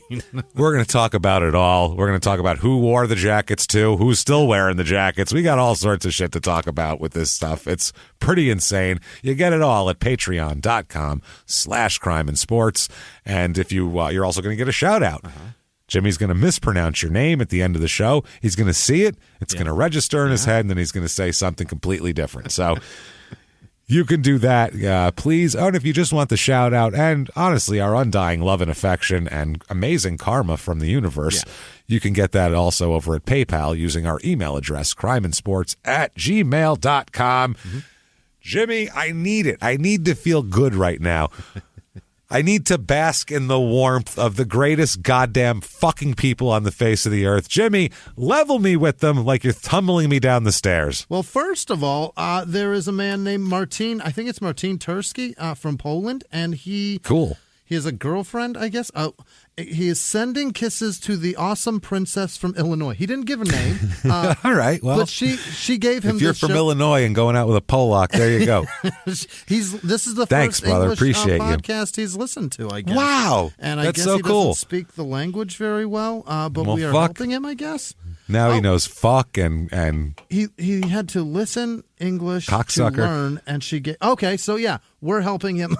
It's That's a little amazing. bit broken English on the. I love it. I remember the email, yeah, it's fantastic. It's a great message. Thank you. He did not give the awesome princess's name. However, thank you for helping Martine or Martin. She knows where. Probably she knows who she is. Yeah. You're wonderful, you princess. Martine? It's Martine. That's why. Happy birthday, Jordan Bennett, P.S. Hey, happy birthday, Jordan. Much for being with us. Yeah, you're the best. Thanks for hanging with us always. Thank you. Other executive producers are in memory of Keith Davidson. I imagine it was his son that donated. Oh, no. We're sorry about that. Bums me out. But hang in there. Yeah, that sucks. Also, Bob Bauer, Eliana Agudela, Melissa Turner, Jordan Dean, and Michelle Garton. Thank you guys for being incredible and going way above and beyond anything you need to give us all of your generosity. Thank you. Other producers this week are Peyton Meadows. Happy birthday, Alina Montroy, I think. Happy birthday. I don't know. Happy hour in Strikersville, New York, James. He popped in up there. I don't know where the fuck that is. Where is that? Is that close by here? I don't think so. Strikersville? I don't know. Rachel Garcia, Thomas Smith, Sarah Painter, Matthew Craw, Terry Rist. I don't think that's a real name. I think that's fake. Maybe. I don't know why. Wrist. If the word wrist or anything that's a body part is in there, I think you're lying to me. Amy Conley, Janice Hill, Stephen Edward Snotberg, and his wife Flamina, James. I don't know who they are. Are they wrestlers? Very nice. Probably. Thank you. Marie Henry. Happy birthday, Brandon Mogg or Mag? I think it's Mogg. Happy birthday. 2 A's often mean to right? you. All right. Yeah, I think so. Lieutenant Seymour Schmucks, Frank the South African birdwasher. Yeah, like Haas. Sheeta Perlman, Alex Hopper, Angela Lai, Ron Hildebrand, Frank the South African birdwatching whore. I don't know why this makes me laugh. Funny. Dr. Myron Hyman, Jeff Shrewsbury, Jason Forrest, Staff Sergeant Alex Bushway got a divorce, and he's not feeling great about it, obviously. But I assure you, Alex, hang in there. It's the best day of your life. Hang in there. It'll get better. Don't worry. You're going to get so much. It's going to be crazy.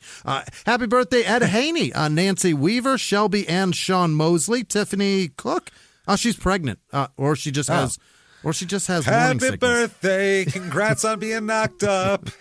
She said she has morning sickness. I don't know that she's pregnant. That was a wild-ass assumption. Maybe she just always has morning sickness. Sorry that you can't keep shit down. Happy birthday, Tim Ashley, Rihanna Lakin, and Corporal Carl Kirshner.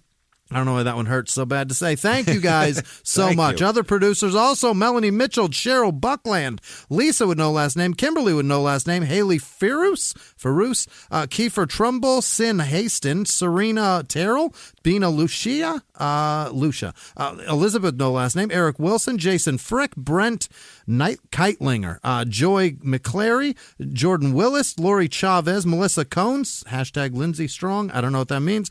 Search it. Maybe there's a cause. Nick Johnson, Chris Bickley, Kim Chadwick, Jackson Price, Robert Weist, Alexandra, no last name, Melissa, no last name, Lisa Silvaggio, Dustin Woodhouse, Emily Pointer, Madeline D., Stephanie Puerta, Sarah Morris, Chris Ellis, Ryan Covey, John Nally, Teresa Pendleton, Patrick Corelli, Joyce Shannon, Sierra Tibbetts, Ramey Bache, Hunter Lambeth, Diana Fuller, Aaron Shakaraki. Manuel with no last name, John M. Chelsea, no last name, Jeff Taylor, Mr. Shannon Guillo, Trent Duchamp, Hiram, no last name, Michelle Carroll, Dave Chambly, Zachary Wilcox, Nancy Jansen, Gray Dinsmore, Nick Olson, Danielle Brosend, Sanchi Engineer, Sanchai, Megan with no last name, Sarah Moriarty, Erica Franz, Rachel Vickers, Crow Soul, I think, Blaine McClellan, J.L. Allen of the Mount Airy Allens, James. Small-time murder. The Mount Airy ones. Kimberly Wakefield, Matt with no last name, Matt B., Nicole Jones, Allie McCarthy, Kim Sanders, Paparino, Dina Cockerham, oh boy, Cockram.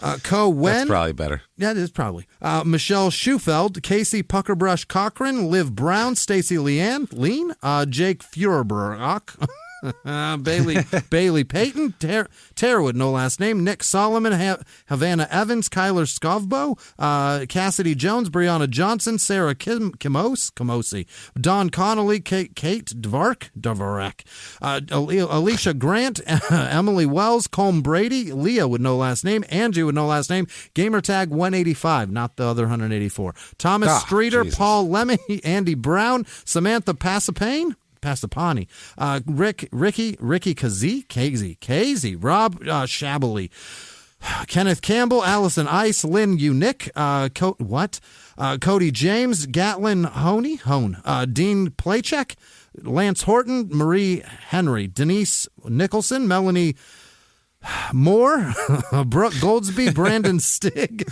Allie Toombs Joner, for more. Judy Jennings, Ignacio Martinez, Billy Bob, Tyler Coleman, Michael Padani, Part-Time Woodworking, Michelle Ludlow, Fanny Benesek, Jason Dalby, Kevin Harris, Marcy Denton, Crystal Ciaruis, Daniel Adams, DJ Rackenspricker, Sherry Martin, Kelly Bally, Jacob Moore, Karen Ortmeyer, Aubrey Shanahan, Shaylo Mayfield, DeForest Bloom, Pepper's Daddy, Keitha Baker, Wilma Lewis, Erica Amaya, David Stewart, probably not, Kyle Andrus, Jen Damon, Matt Chilcott, Matt Tillett, Chris Mahoney, yep, Davy J. Jr., Fionn Mangan, Kelly with no last name, Kelly Copen also, Asher Dillman, Alyssa McGill, Kyle, fuck you, Chris Stevens. I don't know who that is, but certainly fuck right. you. Mike fuck Granger, you, Chris Stevens.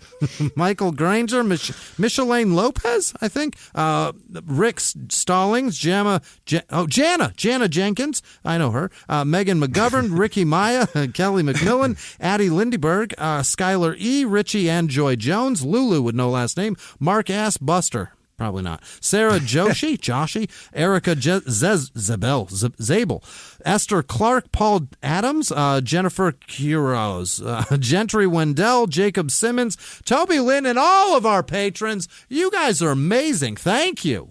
Thank you, everybody, so much. Oh, thank you. From the bottom of our hearts, we do appreciate all that you do for us. It's really amazing. Truly. I can't even. I'm blown away by it. Honestly, I can't even get words out for it. Yeah. So thank you for helping us out always and doing that. And Jimmie, what if they wanted to get a hold of you? Where could they find you out there in the world? I'm on the internet, and I dare you to find me. Where are you? I'm out there too. You can find us. Just go to shutupandgivememurder.com or just Google Small Town Murder Podcast, and you can find the hosts. We're the only two hosts that host this thing, so we won't be hard to find. Check it out. Keep coming back over and over again. Tell all your goddamn friends about this shit. Tell them it's grossly insane. You need to listen to this show.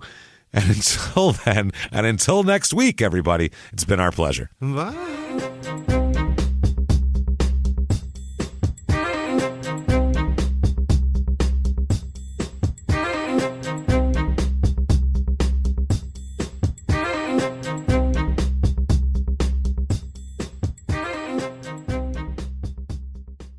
If you like Small Town Murder, you can listen early and ad-free now by joining Wondery Plus in the Wondery app or on Apple Podcasts. Prime members can listen early and ad-free on Amazon Music. Before you go, tell us about yourself by filling out a short survey at Wondery.com/survey. He was hip-hop's biggest mogul, the man who redefined fame, fortune, and the music industry.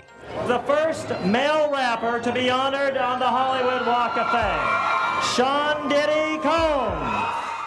Diddy built an empire and lived a life most people only dream about. Everybody know ain't no party like a Diddy party, so. Yeah, that's what's up. But just as quickly as his empire rose, it came crashing down. Today I'm announcing the unsealing of a 3-count indictment, charging Sean Combs with racketeering conspiracy, sex trafficking, interstate transportation for prostitution. I was up. I hit rock bottom, but I made no excuses. I'm disgusted. I'm so sorry. Until you're wearing an orange jumpsuit, it's not real. Now it's real. From his meteoric rise to his shocking fall from grace, from law and crime, this is the rise and fall of Diddy. Listen to the rise and fall of Diddy exclusively with Wondery Plus